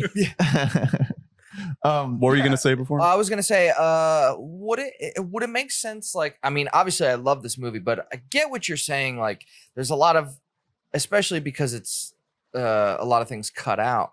Would it make sense, like, if the movie, like, you know, like the first 2/3 were like, fast and blah blah blah, and like we said, like the last third was blah blah blah. Well, what if that was the first 2 quarters? Yeah, third more half quarter? and half.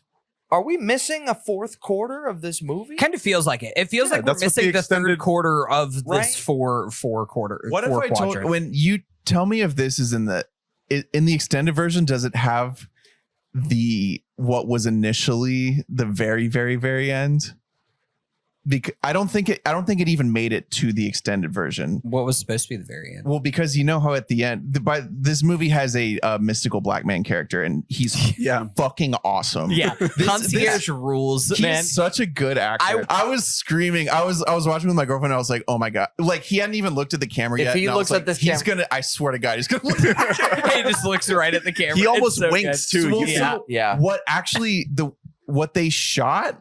He doesn't just look at the camera. He then tells you what each character becomes. Oh, it doesn't like cut to black and do the thing. Yeah. He actually is He's the like, narrator. Well, that was crazy. So I'm so glad that's not in I there. know, what a crazy thing. Rocks. Honestly, that would have been kind of cool. To Yeah, see. I get. Yeah, a lot of the movie is kind of like Disney Channel. Yeah. but it kind of goes with the fun, Yeah. snappy Mhm. vibe of the 60s. You know what I mean? I think Like, it's the way thing better is- than Disney Channel. Well, no, but the well, thing is you that know what I'm saying. I think Disney that it Channel is in terms very of like avoiding going dark.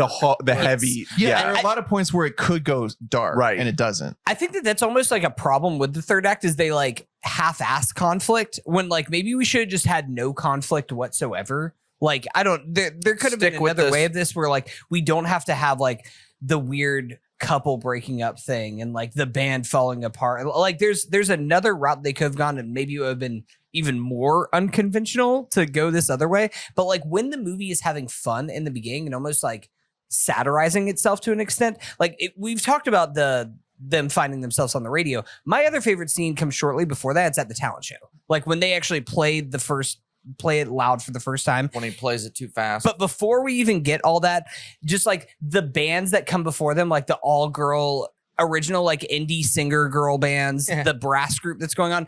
And then like whoever like the heckler guy is, Yeah. who I had to look up like who that He's a actor guy. was. He's been around. Sean Whalen. He's always sunny, isn't he? Yeah, he's an Always Sunny guy. He's one of the McPoyles. Yeah, he's a McBoyle. Yeah. He's been around. He has like been around for forever. He's just that guy and things. But him and I wasn't able to find the guy who plays the person who he is heckling. But it's so funny when he's just like, "Eat my shorts, cat," and he's like, "Shut up, shut up, I'll kick your ass." It's so crazy. It's so funny. It That's comes out of nowhere. And That's I was like, I think you should leave moment. Yeah. That's Tim. because that happens, and then it's just like off, and then we're just like back with our friends again. It's a funny movie. And it's like I want the movie to keep that energy because at that point it's like it's fucking singing Yeah. whenever we're I just mean, full there's throttle having fun. There's a lot of moments like that kind of to the point you were talking about, Drew, about the Hanks's directing style, where you can kind of tell if it was a good day on set or a rough day on set. You know, where you could feel like, oh my God, this scene is like everyone is cooking right now. Like everyone Yeah. is on the same page. And then there's a couple scenes where it's like, okay, maybe some things some things went down. Maybe this guy needed some direction, and Tom. There were didn't some quite have obstacles on the day. chops It also give it to him. well, it also gets into a little bit this oral history, how like they, especially when they're shooting in this small town, right outside of their set, there are like hundreds of people screaming Tom Hanks's name. Oh wow. Like chanting his name. Yeah. And like there's at one point apparently they were being so loud they couldn't shoot, and he had to go out there and do like a Forrest Gump wave at them, and then come back inside, and then they were all quiet. Like he's having to deal with like being the biggest star in the world while trying to direct a movie.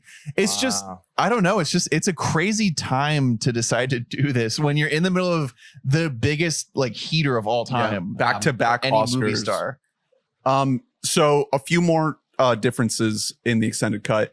The one of the concerts, I think the first concert where they play at the restaurant. It's a restaurant. Yeah. By the By the airport. By the airport. There is a riot that breaks out at this concert. There's a full on like fight that breaks out. And it's in the papers and everything. Because the lyrics are too like It's literally, it's doing literally the wanna hard hold thing your of like Yeah. these devil boys that are up there. They've got my wife gyrating. Yeah. Another I know what you mean when you say I want to hold your hand. One thing I thought was interesting is they actually removed a quick scene from the theatrical cut. The moment when the manager, the would-be manager, walks into the concert and buys the record, they took that out. No, that's in theatrical. No, it's not in the Oh, the extended. manager. Why- it's not in the Why extended. would they not have that in the extended? I don't know. That It's makes gone. it so much more creepy. That's just a dude That- like, hey, Hey, boys, I get was my there. man. They're like, I don't think you were there. But on the flip side, there is a moment when they're sitting around sharing skepticism of that guy. Like they actually voice a lot of concerns about like, hey, is this guy legit? That makes sense. We didn't Got a have a man. lawyer look at the paperwork. So that was a good little moment. And then that's also the same scene when they all get the little mini radios, which is a little confusing when they're listening to the song. Like, what's going on? If you're not familiar with the time period, you don't know the specifics of those devices, but they actually explain it in the scene. Like, hey, this is a little portable radio, and everyone is going to listen to a different radio station to try to find which one is going to play the song. Because like watching it, I was like, wow, they really just had iPods, huh? Yeah. Like, No, basically- I like picked it up because I could hear different songs. They were kind of like jumping around to Yeah, different that people part and makes But everything. it Like, makes it more clocked- intentional. It's like Yeah, that there's a makes moment sense. where they're all like, okay, here's everyone. We're on a mission Yeah. to Right, listen to this right. song on the radio. Yeah, because it could come on the radio at any point. If you're Any point not in any listening station, all the time. too. Like if it's a thing where it's just like we called into all the different stations to try to get them to play our song, and now we just have to keep an ear out Yeah. for where is it going to play. So Go ahead. I guess before you move on, like, why, in your guys' opinion, I mean, and I know neither of you watched the extended. No, I'm the no, only- Neither did I, actually. I'm doing the work. Just you, right? doing God's work. In your, I guess, like all of your opinion, and why were these scenes cut? Because they weren't good enough. They took up too much Because- time. They were just too much filler. I'd say 99% of the time when a studio is not feeling great about a movie that they have on their hands, they make it 90 minutes. They're just like, Yeah. let's make it quick. Take out whatever you Yeah, need to get make it it to that Because time. Make it then we quick and can easy to get through. convince an audience, we can convince like a skeptical audience to give up like 90 or 100 minutes of Yeah. their time more than we can 2.5 2 hours. Yeah. 2.5 hours. Most of the Yeah. time, it's not a great call. It might be for money. Like, obviously, it's some sort of profit model that they have where it's proven that works. They I can mean, play it more well, you times remember what during they the did day. to fucking yeah. Old Dogs, where they cut an R-rated movie into like a PG-rated movie, and Insane. it's absolute nonsense. Terrible. But it made Yeah. money for them. yeah, but more than it otherwise and would. we'll never yeah. see the R-rated Old Dogs. So that's usually Criminal. the answer, but like, as far as quality goes, like it's not the answer. Like Yeah. This is not a butcher job. Like there No. are movies. there are movies that are like absolute not, like Kangaroo Jack is another like R-rated Yes, that was yeah. cut into a G-rated. Yeah. And it just doesn't make sense. And there are movies that have alternate director's cuts that are a fundamentally different experience. Like a lot of Yeah. people point to Ridley Scott's Kingdom of Heaven, Yep. Blade Runner, is one of the most famous ones. Another Ridley Scott. Ridley, what's going on? Ridley has a thing for going back and never letting go of his old movies. He just can't make a decision. But those are Man, instances I where cannot wait for the 4-hour cut of House of Gucci. That shit's gonna go crazy. it's that the thing you do. Give me the Leto cut. Can you talk like that for the rest of the podcast? Yeah. I'm a pigeon. Oh no, I think we're gonna get banned in the country of Italy. Doing that thing you do. That thing you do. Okay. I think that Couple more things before we get to the categories. The build up to the Pittsburgh show is way more drawn out. There's a whole moment with them just hanging out in the empty theater, like really feeling that anticipation before the concert goes horribly wrong. That makes sense because they suck at that concert. They blow it. everything was bomb. Is there more Kevin Pollak?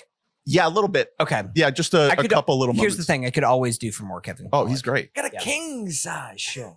Actually, I think in the oral history, it talks about how they kind of let him make a lot of that stuff up. That makes sense. He's an improv guy. Yeah. Like it makes sense. Just let him cook up there.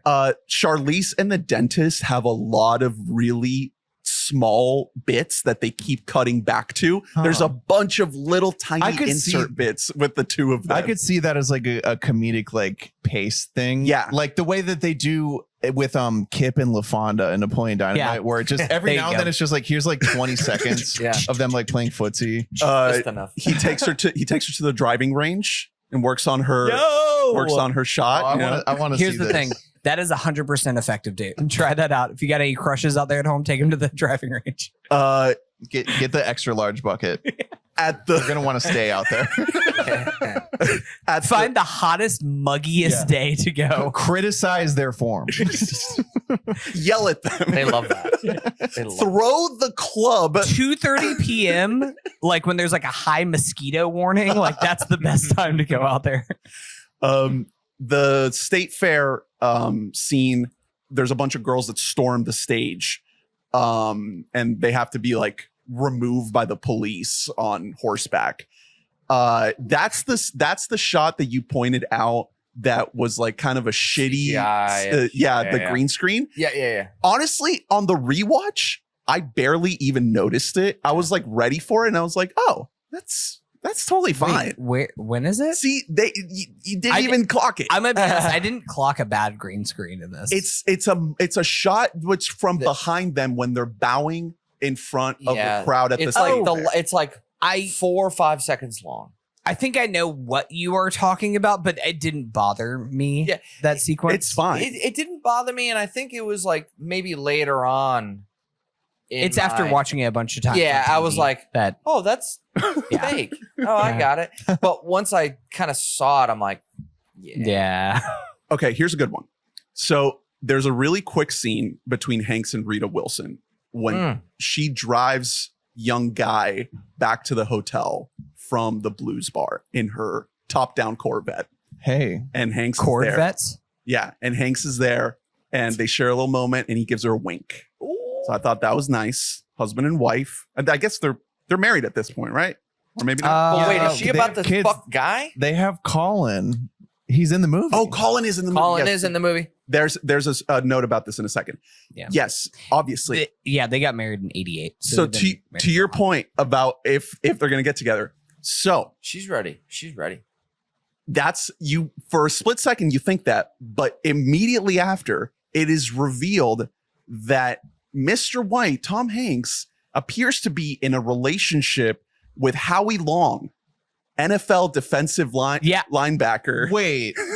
So I saw Howie Long on the cast thing, and I was like, "What? It What is appears- Howie Say that again. Long in this I movie?" need you to say that slower. It appears that Mr. White, the character played by Tom Hanks in the movie, Yeah. that by thing the way, you Bryan do, Cranston, Mr. White, is also in this movie, but not him. completely unrelated. Yeah. He plays a Gemini astronaut, but Howie Long appears as the who obviously they can't make it explicit. It's a PG movie and it's set in the 60s, but boy, oh boy, if you watch that scene, What happens? they are boyfriends. What happens? He is just picking him up to go on a night out on the town, to go on a date. And it's just them, you know, he's waiting for him to get in the car. He's waiting by the car and then they get in the car and What? Guy wants Okay, to come along and they're like, hold no, on. you're not going to come So with us. that's So at why This is a date. Tom Hanks has this glare At this point, hold on. I just in was, this movie. He looks at all these band young members. boys. He just kind of looks at them like, so Howie Long retired from the NFL in 1993. He's like a Hall of Fame yeah, was he player. around? This is 2 years after he's in the NFL. He's like, my first acting gig. I'm going to play Tom Hanks's gay lover in one scene. And then get cut from the theatrical. And then get cut. Because probably What? because I think the idea must have been that it's funny. Yeah. And I bet there's a good chance that because they can't go over the top with it, it kind of just feels real. Yeah. It just feels like Tom Hanks's gay lover is Howie Long. I'm sure it might have even that thing too where Howie Long and his team saw it and they're like, nah, cut this shit, man. This does not work. Like, we do not. This is just tender. Can't deal with the backlash. I'm too good of an actor. This is true love that you're seeing on screen. It right would now. have it would have been nice for it to be explicit. Like there should have been a smooch, and it's just not. It's just like it takes away from the story though. yeah, and the movie's not about Mr. This ain't Howie Long. this is such a beautiful. I cannot stop thinking. What are you talking about? The movie's not about the Hanks character. It's not Yeah. about Tom Hanks. It Yeah. really does. You are right though. That recontextualizes everything. Where it's just like, is Mr. Ray like preying on these young men Yeah. over here? Like, what's he? Well, like in their It has first an eye. meeting when their old manager, the trailer Yeah. guy, and they all like sit at the diner after their terrible show, Mhm. and he's like, "Hey, you guys suck tonight, I need to lock this down. but there's a guy who's really interested in you guys." So let And me he doesn't care Let me about your go musical to this abilities. corner. Let me go to this corner booth in this He's like specifically- shady bar, and like the whole time, Tom Hanks is just like, He specifically says you need to sample the exotic Cool cuisine guy. of the Far East. Yeah. And it takes him to the corner of like a He's like, Chinese I bet restaurant. you're the smart one, aren't you? Well, you're the the hot trailer one. guy's We all like, know I got that. my money. I'm gonna hand you over to this, he's this like, newer guy just gave Epstein me guy. So much money for So- unlimited access to you. Here's the thing: we keep talking about this movie and finding other avenues to make this movie, and I want to see all the different Yeah, the tendrils these- of There this should be a thing. movie We can- made about all these. We can These guys getting remake that thing you trafficked. do every year. So there's another little button with this. There's a scene What? where we see Cranston again. Yeah. It's What? a quick little bit with Cranston. And Hanks is going up to him and he has Howie Long on the phone and he needs Cranston to say hi to Howie Long. And Hanks is all giddy about it. He's so happy that Cranston, the famous astronaut, the sexy Is that like astronaut, an Apollo man. 13 nod? Is that what that's supposed to be? Yeah. Astronaut Corps. Yeah, Trying he's to a big stick with fan. Some popular '60s Right. themes. Yeah. We also get a little bit more of Baby Colin Hanks. He does get one line in the extended Oof. cut. Cut from your dad's movie. Wow. Yeah. That's That's so brutal. that's BB tough. Hanks. Have you guys ever seen Colin Hanks's his Wikipedia photo? That this was the best photo that they could find for Colin Hanks is really saying something. He looks very concerned. It's Speaking of the Hanks, Oh boy. why is that what we landed on? so speaking of the Hanks sons, there's He's got Is Chet in this? Did you clock him? no, but there's a great little tidbit about Chet in this oral history. He was hanging around set. He was probably 5, I think. they Yeah, I said. figured. Yeah. And How is his like Rasta voice appar- then? so apparently Tom and Rita told him that they were going to the rap party and like he was going with them and they're on the way. hip hop. Exactly. He's like, so is Coolio gonna be there? Yeah, and they're like, what? And he's like, you said it was a rap party. Yeah. That's great. I'm just gonna go ahead because you said Coolio. He's got like the best. I know he's like gone, but he had the best flow. Coolio. As I walk to the valley where I harvest my grain. Last note, there is a final scene in the recording studio with Del Paxton and his jazz buddies. And they all Walker. hang out. Yeah, they all hang out. Yeah, that's another obvious something was cut out moment when he comes in the studio. obviously Guy is like freaking out. He's like, holy shit, like we can jam. And then he's like, yeah, I got my other boy in the other studio too. And he's like, oh, can he jam with us? And the guy's like, no. Paul Bufano. It's like, well, wait, why would you even bring that up then? Like something's cut there. Yeah. So what's cut is Guy calls the radio station guy that he bonded with regarding Del Paxton, and he tells him like, hey, you're the only guy that I could talk to about this. Del Paxton's here and with so-and-so and so-and-so. They're hanging out in the other studio. And he's like, dude, I can get you a job at the radio station today if you can get a tape of those guys just chatting. Just get them on tape, just chatting. First ever pod. Yeah, exactly. Man, he invents. Wow, he invents podcasts in the extended version of this movie. Make a new list. Best fictional podcast Howard Stern. casters. Does Good Morning Vietnam, is that a podcast or? is that- Absolutely. okay. Remember that new Halloween movie where there's a Oh podcast? God, don't remind me. Never mind. Listen, So those are all my extended cut notes. Thank you very much. Well done. those are good. Ernest, Those well are good.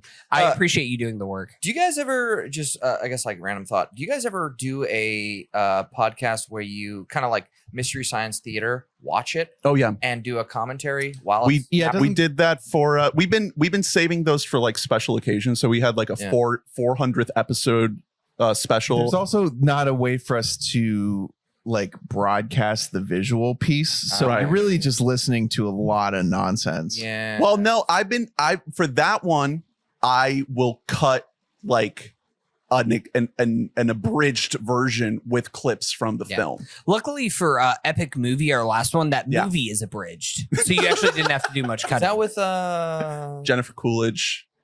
no The white bitch? Oh no, I'm thinking a superhero movie. Oh yeah. Maybe Well, we should do maybe that. that'll be our Homeboy- 500. Homeboy Drake.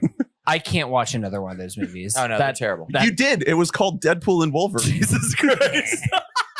Hey, after the Wayans brothers left, it just wasn't the same. It wasn't. Are they? I heard something. You guys might know. Are they like fixing to do another one? Oh Another yeah, scary they movie? did. I think. Scary movie. That's. I right. think Yeah, they yeah. did announce another Right? scary movie. Yeah, I think I saw this.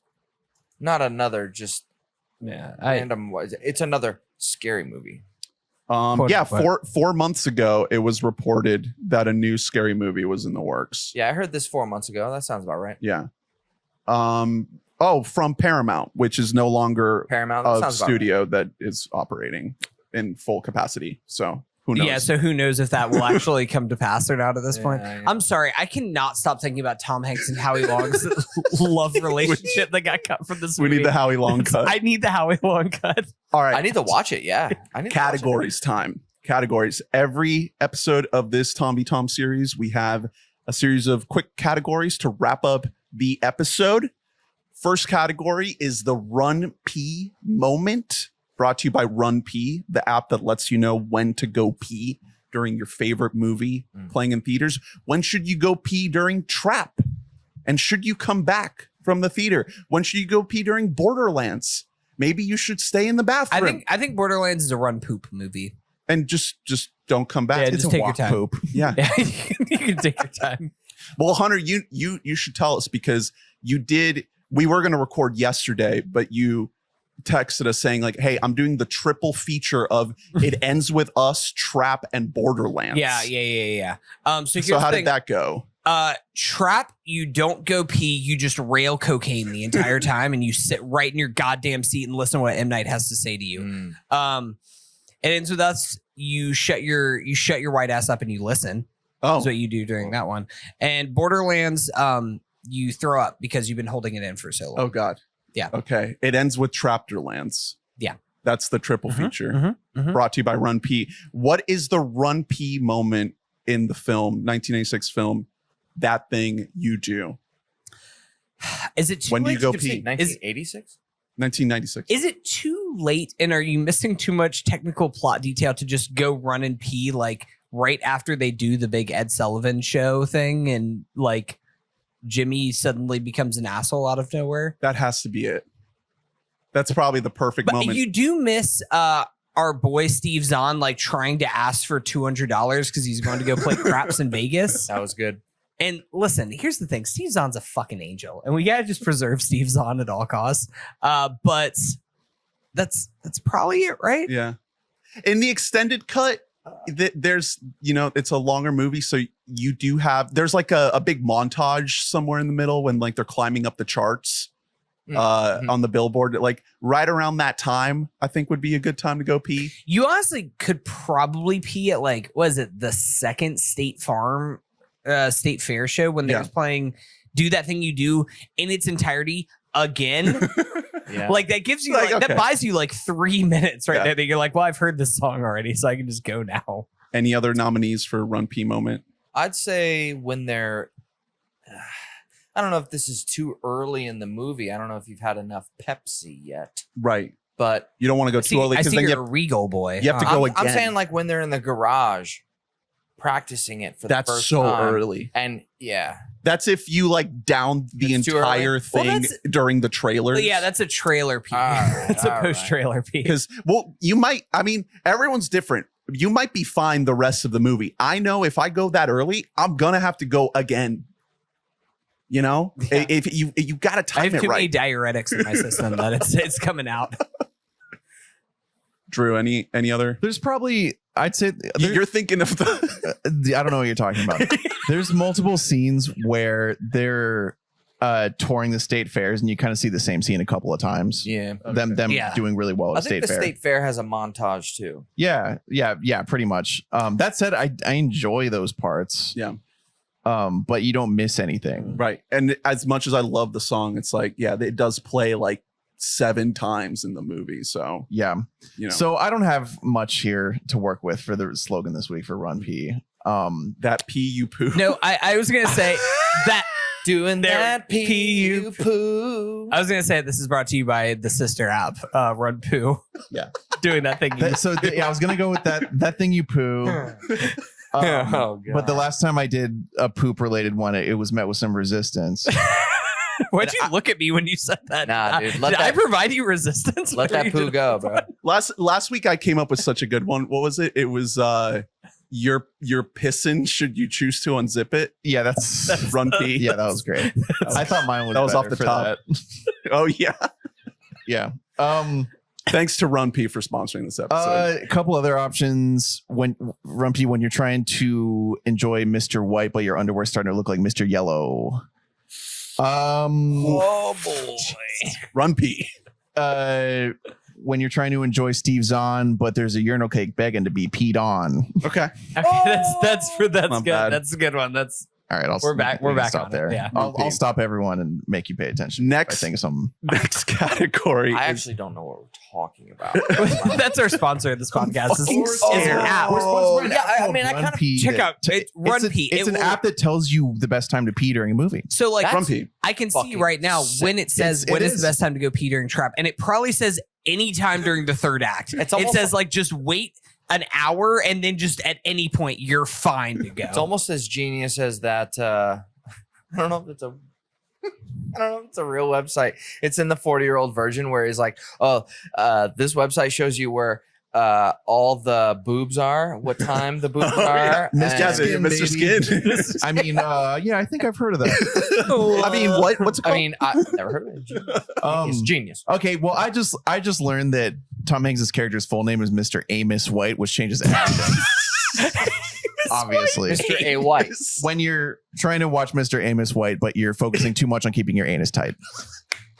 Run P. there we go. Okay. Wait, is this a new segment? Are we like finding? Listen, cool? we have a sponsor now. Yeah, Okay, so we have every to, we week- got to pay the every fucking week we have a bills new somehow. slogan for the sponsor. We'll be Oh, out. I on the didn't know that. street. I could have. Oh, So you might see it during the Super Bowl this year, like a cut of our best highlights that we have, because Run P is getting that kind of revenue coming. And we from don't this do podcast. any prep work. I love puns, man. There is no effort. Keep these going. I have never once thought about a Run P segment title until What's it called? Run you PP? are saying that our Run, Run PP? P. Run P. Run P. Yeah. Well, it was originally Run PP, and then luckily Run poop. somebody came along and they said, "Cut the P." Drop the P. Drop the second P. We Run already know what you're. So thank you, talking Justin about. Timberlake, for that one. Next, This next is gonna category. ruin the tour. Run P. This is gonna ruin the tour. What tour? Do you When think you're trying to What tour? Do you think this ruined the Wonders World Tour? when you're trying to enjoy Del Paxton, but you have too much Taco Bell packed in. You're really promoting like Are you these just people be thinking of shitting these? at this Yeah, point. okay, just have the Wikipedia pulled up. Oh, you got the. Oh, I got it. Damn. Looking at character names here. Next category, Tom swap.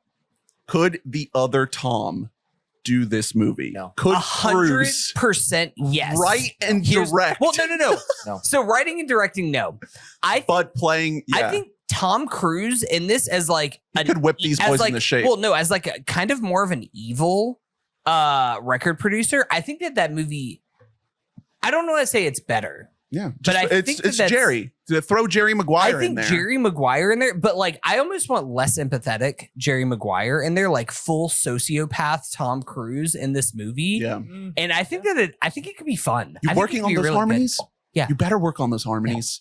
I'll get you. Did I tell you boys look beautiful in black? You boys look beautiful in black. You look so beautiful in black. I think. that was good. Yeah. So here's he here's can't what do I this. think. Tom Cruise maybe might be able to pull off the strict. Yeah. He's not as lovable as Tom. Oh, not I at know, all. Hanks is. I love Hanks in this And movie. and you gotta. I mean, it's his movie. He's gonna be lovable. I get it. Same with every Adam Sandler movie. Everybody loves him in it because he wrote it. He's the main star. Right. But Tom Hanks is way more lovable, way more believable in this role. If this role was like, all right, let's make this guy out to be a sleazy record producer, Yeah. kind of at Preying on Tom Cruise. I think that Tom Cruise, well, the thing is, and we talked about it a lot in our Tom Cruise series, is that like whenever Tom Cruise has even just like a layer of sleaze or asshole or like nuance to his character, he is like so fucking good at playing that. And I think that was the thing while I was watching this movie is that Tropic Thunder. I wanted, there you go. Give me Tropic Oh Thunder. my god! If Tropic it was Thunder, if Tom it was Cruise in Les this movie. Grossman in that thing, Les Grossman in that thing you do, I think makes this movie like a Oh. masterpiece. This might be a 10 out of 10 movie if Les Grossman. You know what's funny? is The in there. first time I watched Tropic Thunder, I didn't know it was Tom Cruise until the very until the very the credits. Yeah, where he's dancing. I'm like, Is that fucking that's Tom fucking Cruise? Tom Cruise. genius. You also didn't know it was Robert Downey Jr., right? No, You I were thought just it like- was a genuine born black man. You know, you thought it was Doctor Doom. Yeah, it was Dr. Doom. Yeah. MF Doom, maybe. Rest in peace. Next category.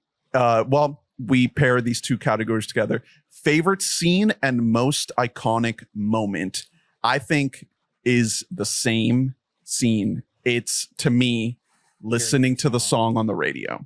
Yeah, that's the scene that like it gets posted on like r/movies once a month. It's and magic. and it's on the top of the page immediately just Yeah. because it's fun to watch. You watch and you're like, wow.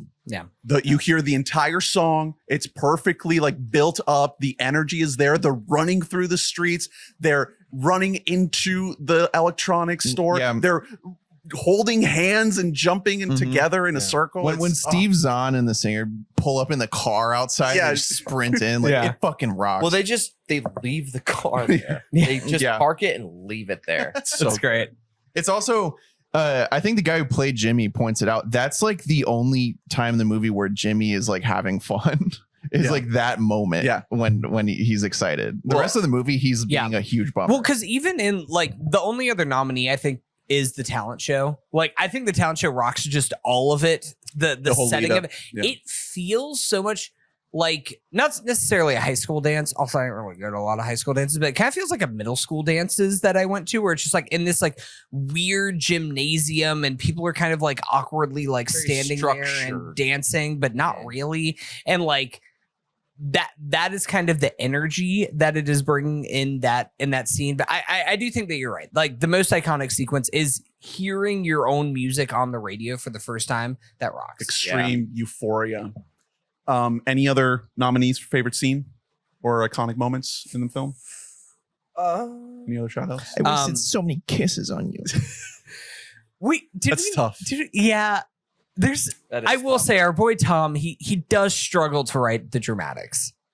You know what I thought was going to happen? Doesn't quite have the chop. I there. thought that like Guy was going to write a song based on that and that he was going to use those words in the song. That was going to be a whole thing at the end. And then it didn't happen. I was like, why is she talking like Because that? my guy can't write. He at one point he sings in the movie. It's like, oh no, don't let this guy near a microphone. Also, there's a reason why he's the one person who doesn't have a mic next to him whenever they're all harmonizing. Yep. I think Liv Tyler is capable of being good, but she's not like often good necessarily. I think that she's good if well deployed. Incredible in The Leftovers. She Yes. yeah, it's even said in this oral history that she's not like a method actor by any means. She has a very like natural style, and that only works when your dialogue is natural. And when it's not, then you don't know how to deliver it. Or unless it's the Lord of the Rings movies. Yeah. Okay. There we go. Next category. She also this is mean, also mean, but Jesus? she also looks stupid. Like What? So I'm not gonna say she looks stupid. I would not say that. like I'm gonna let I you had an ex who had a cat that was like really dumb, and it reminded me so much of Liv Tyler. So there's a lot more. There's a lot more here happening. Drew, it sounds like you're projecting a little bit here. Yeah. Do you want to like Hey, let this more is out a about safe this? space, man. Let's talk Drew, about so tell me how that made you feel when you saw Liv the Tyler. cat did to me what Liv Tyler did in The Leftovers. Oh no! Oh I never saw The Leftovers. I don't know what that means, but you know what? Some kind Sorry, of, man. it's some kind of. Sorry that I happened. think Some kind that of like rape Liv I'm sorry Tyler. that happened to you. Yeah. Thank you. Well, that's not great. I do think that Liv Tyler and Jonathan Shatch, I don't know, however you say his last name. Yeah. Rule number 1 of Hollywood, buddy: change that name. Change that name. Hey, take a note from our friend Bob Dylan. Yeah. Okay. Your name's fucking Johnny Shack. no! Johnny Shack. Yeah. Come on. Johnny Shack. And the Liv Shrimp Tyler- Shack shooters. Faye and Jimmy are having like a jaw off in the most insane way that like the world has never seen, of just like two insane guys' mouths. Yeah. Just on each other. It doesn't really make sense. You see two people's faces and it's like, nah, that don't match up. They ain't gonna work out. By the way, did you catch the moment when he introduces the two women to each other and he's like, Tina Fey? Yes, I did know that. yeah. I did know You that. pointed it out when we Fucked up. watched it. Yeah. Easter egg Yeah. for the future. For the film Saturday Night coming soon. I'm sure Tina Fey was out there like, That's it. That's my It's name. me. that's my call. That's it. All right. Next category, Here we go. fellas. Yeah. WYD. What would you do if you wrote a hit single and it climbed up the charts? Oh, I'm completely okay with selling out. You're touring the selling out in country. like half a second. Yeah. It's like my dream to Especially sell because out. like You nothing kidding me? bad is even happening to these guys. It's my And Jo- dream to and be in a Jimmy's still position. being annoying. It's my dream to be in a position where I'm like Shades, where our boy Guy is just like, somebody asked him for $200 and he's like, yeah, chump change. That would be great for somebody just ask me for $200 and be like, that's nothing. Yeah. So I would sell my soul in like a heartbeat. Get money, get paid. Yeah. What is this category? What would you do, fellas? WYD. So we're in one of their. Let's say we're in guys. No. We have to be TV player. We are all the base You're player. making it more complicated. you're shipping out to the Marines. So what WYD? What would Yeah, you what- do? what would you- what you doing? Like if you're in his situation, how are you handling the plot? Whose situation? Let's say we're pick guy. someone. We're guy. Oh, Guy is- I get to main choose guy. Yeah. Somebody. We're the main guy. So if you're like, let's say a third of the movie has happened already. Like you're in this band and it's kind of blowing up. How do you handle things? Well, Who am I? Am I the drummer? so yeah, if you're coming in, Am I the manager? If you want to be the drummer, You're the manager and you got these hot young boys. And I'm boy- just like, your boyfriend's yeah. coming to him. and one of them, like his Playtone girlfriend just Records. happened to- his girlfriend just happened to dump him for a dentist, and he's feeling pretty open and exposed. I mean, the whole notion of needing to fill in for an injured drummer, I think is very interesting. And that being is- the reason why the song even works. So talk to me about being a musician and hoping that another maybe A slot successful- opens. Somebody else is like, Yeah. hey, we need you, man. We need you real And bad. I'm just like, I'm there, bro. And we just take off. yeah, Yeah, like that. because night. of your choice behind do you the kit. feel? Do you Well, feel not only any kind that, of but guilt? just like I happened to join in and they had something snappy Yeah. and I was there. Yeah. I forgot the question. What are we talking about? What would So you do? What would What you you do? doing? Oh, what are we doing? Oh, yeah. Guy Patterson. Oh, you got this song? Let me hear it. Oh, this is slow as shit. This What am I sucks. gonna do? What am I gonna do? That's actually true. I'm gonna speed this shit up on purpose. If I heard that song, I would tell them to speed it up. Yeah. Like I'm right on the same page with Guy there. God, Or I would this is what it's like being at a table with two drummers right now. They, Or I would be Tempo like, hey, setters right here. this was cool. I'm glad I was here for this practice session, but I don't know if You this guys song suck. I don't Yeah, know if but this like, song Jimmy, is for me. you're a- I wouldn't say that. Jimmy, you're I'd be a like, huge prick. it's You're like, going nowhere You're in this. being are too you there? Are you serious. there? I would just like, yeah. But have you boys even watched the Colgate Hour? yeah. I'd be there, be like, hey, I've seen this movie.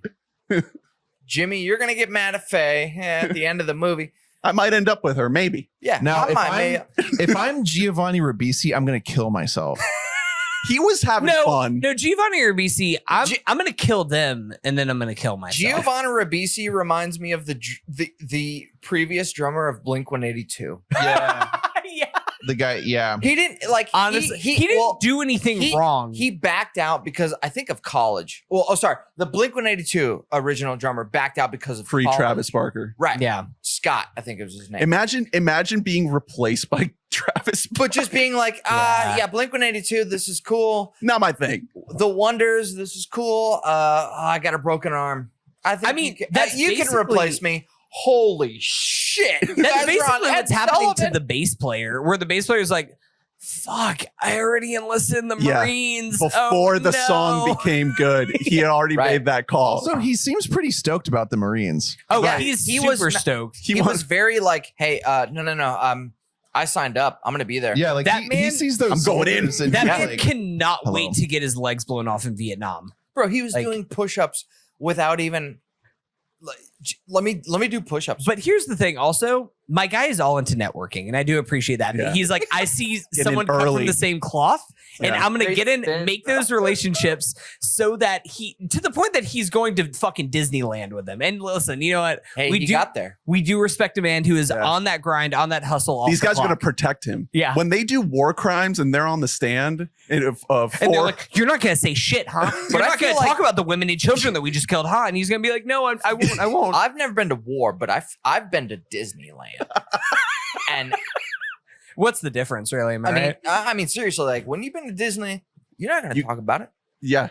Yeah. Are you You gonna, ain't gonna are say you gonna shit. say anything? Are you gonna say anything? I'm No, gonna you're keep not it to gonna say myself. shit. I'm going to keep it to myself. Next category is where does this Forgot we were. rank on the Hank scale out of 5 on the Hank scale? This is mainly the 6. charisma. Oh, This is a 6 out of 5. I don't think that his charisma. charisma. I think this is he's pretty underplayed in this movie. I actually The think this is Hanksiness. like a 2 or a 3. because he's not playing an overtly great man. He's playing a guy who like you come around to. Well, and he's playing a guy who at Yeah. any point could turn bad. Well, Like- I don't think it can be a 2. It has to at least be a 3 because his essence is in the movie. Like he made the movie. He wrote and Are we- directed. well, are we? Yeah, does that but- count? Are we talking about just his I'm gonna character? count But it. Okay. he didn't necessarily write it around him. No, but his sensibility, what he brings to his movies, even though his face isn't in the movie that much, his energy is in there. His warmth, his kindness, his approachability, his everymanness is in every fiber of this movie. Guy Patterson's Hanksiness is Yeah. he has more Hanksiness in this movie than Hanks does. Right. I'll give it a 2.876 then. Okay. Good. I think that's okay.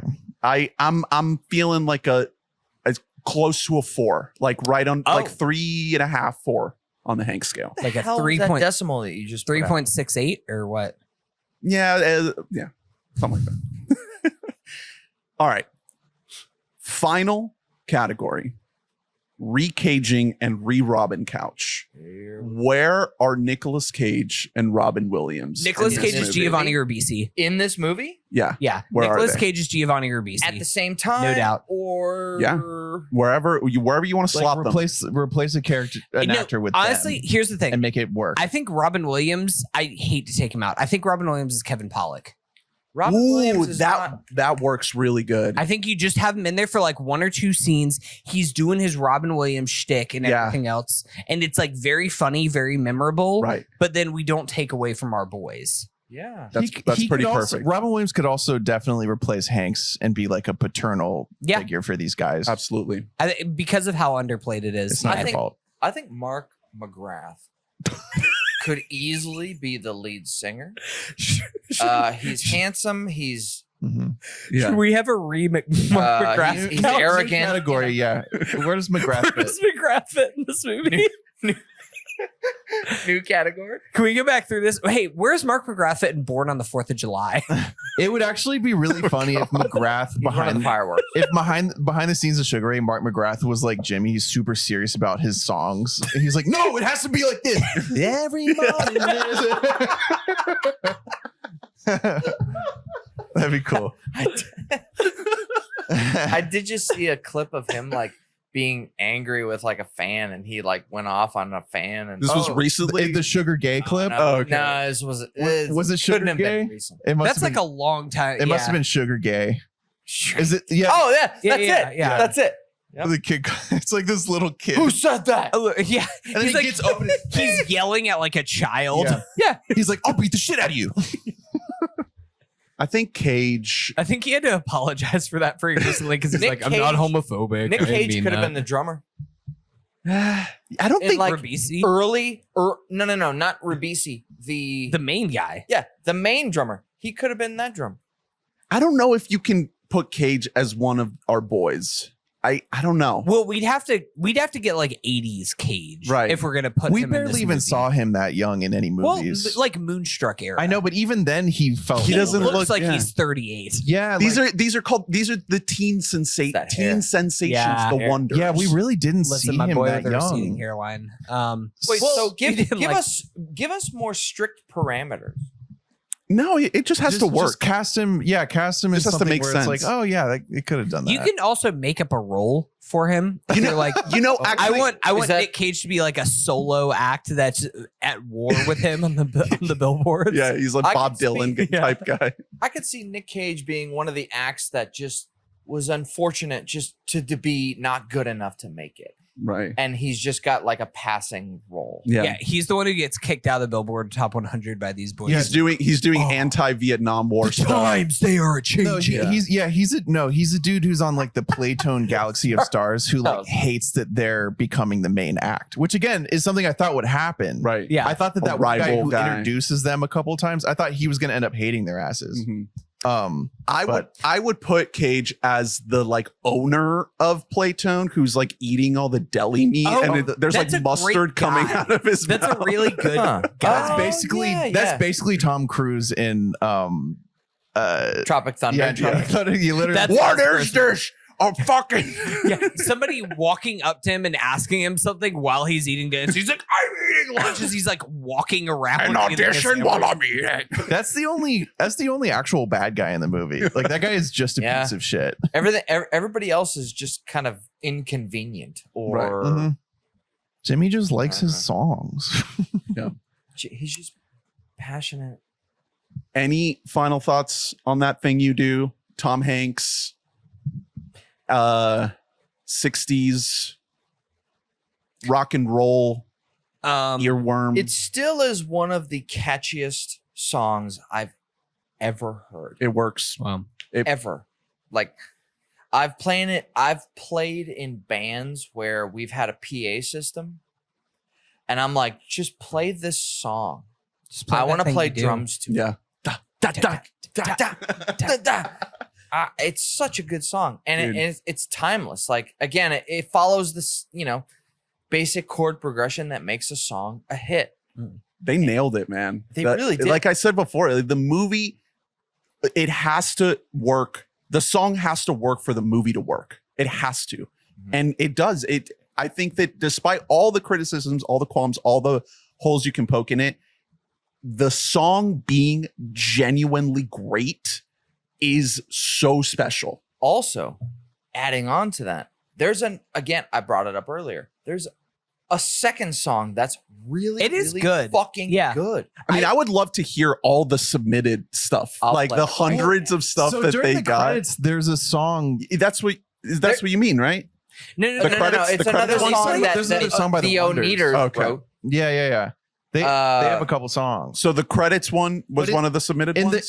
but in the credits, there's a song that's definitely not by the Wonders that is called That Thing You Do. Yeah. Like that's Yeah. the chorus. Okay. So I was thinking that must have been a submission. Yeah.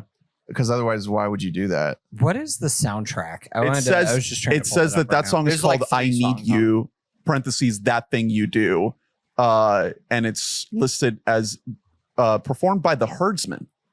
Oh, What? whoa! Look at that's fun. That's a Let's cool look up the little Easter egg. Herdsman real quick. I did like that this album like peaked at number 21 on the Billboard Top 100. Isn't that right around where the Wonders peaked with that? No, thing? they were number 7. No, they got- they got in the top They 10? did get top 10. Yeah. Look at that. A Wouldn't that be a super cute That would have been cute. egg? They got the same thing. Egg I mean, that's Howard affirmation. Shore, step it the fuck up. Okay. Easter egg. That's what it's called. That's affirmation that the song is genuinely great. That Yeah. the music in this movie is genuinely great. Yeah. The masses I do think accepted it. there's actually some good score in this, which it's our boy Howard Shore, same guy who made the Lord of the Rings music and is like iconic forever. So don't need to toot his horn too much, but like even just the ambiance score is good in this movie. Yeah. Good music. A movie like this does not work without good music. It is like a total failure. The without quick 60s music here and there. that. Yeah, the little It like works. transition scene to scene and everything like that. Like that's just my boy Shore. Yeah. Just out there. doing his thing. One quick thing from the credits that I clocked that we didn't mention is when it's talking about all the guys what they did afterwards.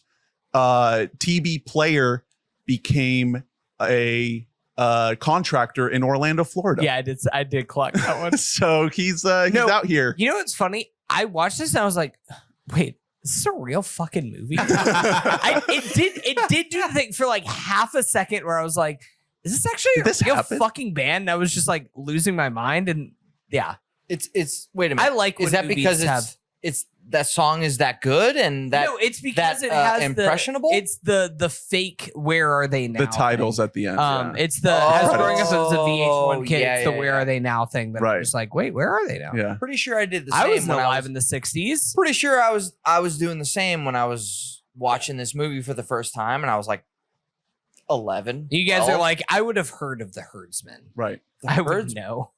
All right. Well, we can wrap it up there. Thank you all. Thank you, Steve, for showing me this movie, for bringing us this movie. Ooh, caca. Happy to finally have you on for this. It was a long time coming.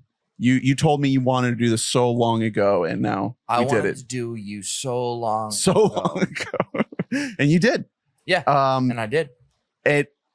Watching it for the first time, it feels like it is going to be one of those movies that I'm going to return to again and again. Like it's snappy. It's a very easily watchable Yeah. again watchable movie. It goes down easy. yeah. Yeah. Yeah, absolutely. Maybe that's why it's stuck with me so long, because I was at an age it was impressionable. It was on all the time, and I was a musician. So yeah, Hell yeah. makes a lot of sense. Thanks for coming on, man. Thanks for having me. Anything you want to plug? Anything you want to let the people know? Any local trivia goers in the Central Florida area? Ailstone on Thursday nights. I'm there doing trivia, 6:30 to 8:30, having the best time. Any Hanks related trivia? Not yet, but if you want to request one, go to missinglinkevents.com and request a category. Dope. Oh yeah, brother. Thank you. And thank you all for listening. Please remember to rate, review, and subscribe, like, and comment. Let us know your thoughts. We're all such good friends. We are. On That Thing You Do. That's crazy. And Deadpool and Wolverine. Keep the comments coming. We're on TikTok and on YouTube, just How are the- rolling in the how are the- positive feedback Yeah. on our review. It's crazy, like what life is like never receiving death threats. Right. Yeah. Everyone is so supportive. What? Everyone is so loving. and accepting of Accepting opinions, different opinions that are your different. own. Yeah, no. It's So, really nice. we love really, it. It's really kind. It's great. Thank you, Lee- everybody. Lee's listening live. Check out weboughtamic.net where you can get every episode in your inbox, and join us at patreon.com/weboughtamic to support this podcast. Thank you to all the patrons who support this show. The real ones. It's in this time of need when your podcasters are being attacked online for not liking a comic book movie. It's vicious. You must support us with your money. I'm tired of it. Please and thank you. Next week, it's Saving Private Ryan. Woo! Another Hanks. A big boy. The first of 3 Spielberg films in the last leg of this series. Get ready. Let's go, dude. It's a big one. Big, loud one. Hmm. Drew, have you ever seen Saving Private Ryan? Yeah. Okay. The opening scene more than the Were rest you of it. about to ask me? You looked me in the eyes like you were about to ask me, have you ever seen Dude, Saving that was Private like Ryan? one of the. I was a young kid. I turned on HBO. It was the opening scene of And you were Saving traumatized. Private Ryan. That's it. And I remember like my mom was You're in the other different. room, and I didn't know if HBO was cool yet or like okay yet. So when she walked in the room, I'd switch it over, and it was like Nickelodeon. But I would, holy shit! What it is. Now you know. Now you know what it was like. Mhm. Private It's not Ryan. It's not Disney World. It's not quite Disney World, but Yeah, but you basically are in the same position as TB player. That is Host my, the Wonders. Yeah. What Bass it is. players, I basically rank them. Are you better than TB? And then movies, are you better than Saving Private Ryan? yeah. Oh, okay. All right. We'll see you then. Thank you all. Bye-bye. Bye.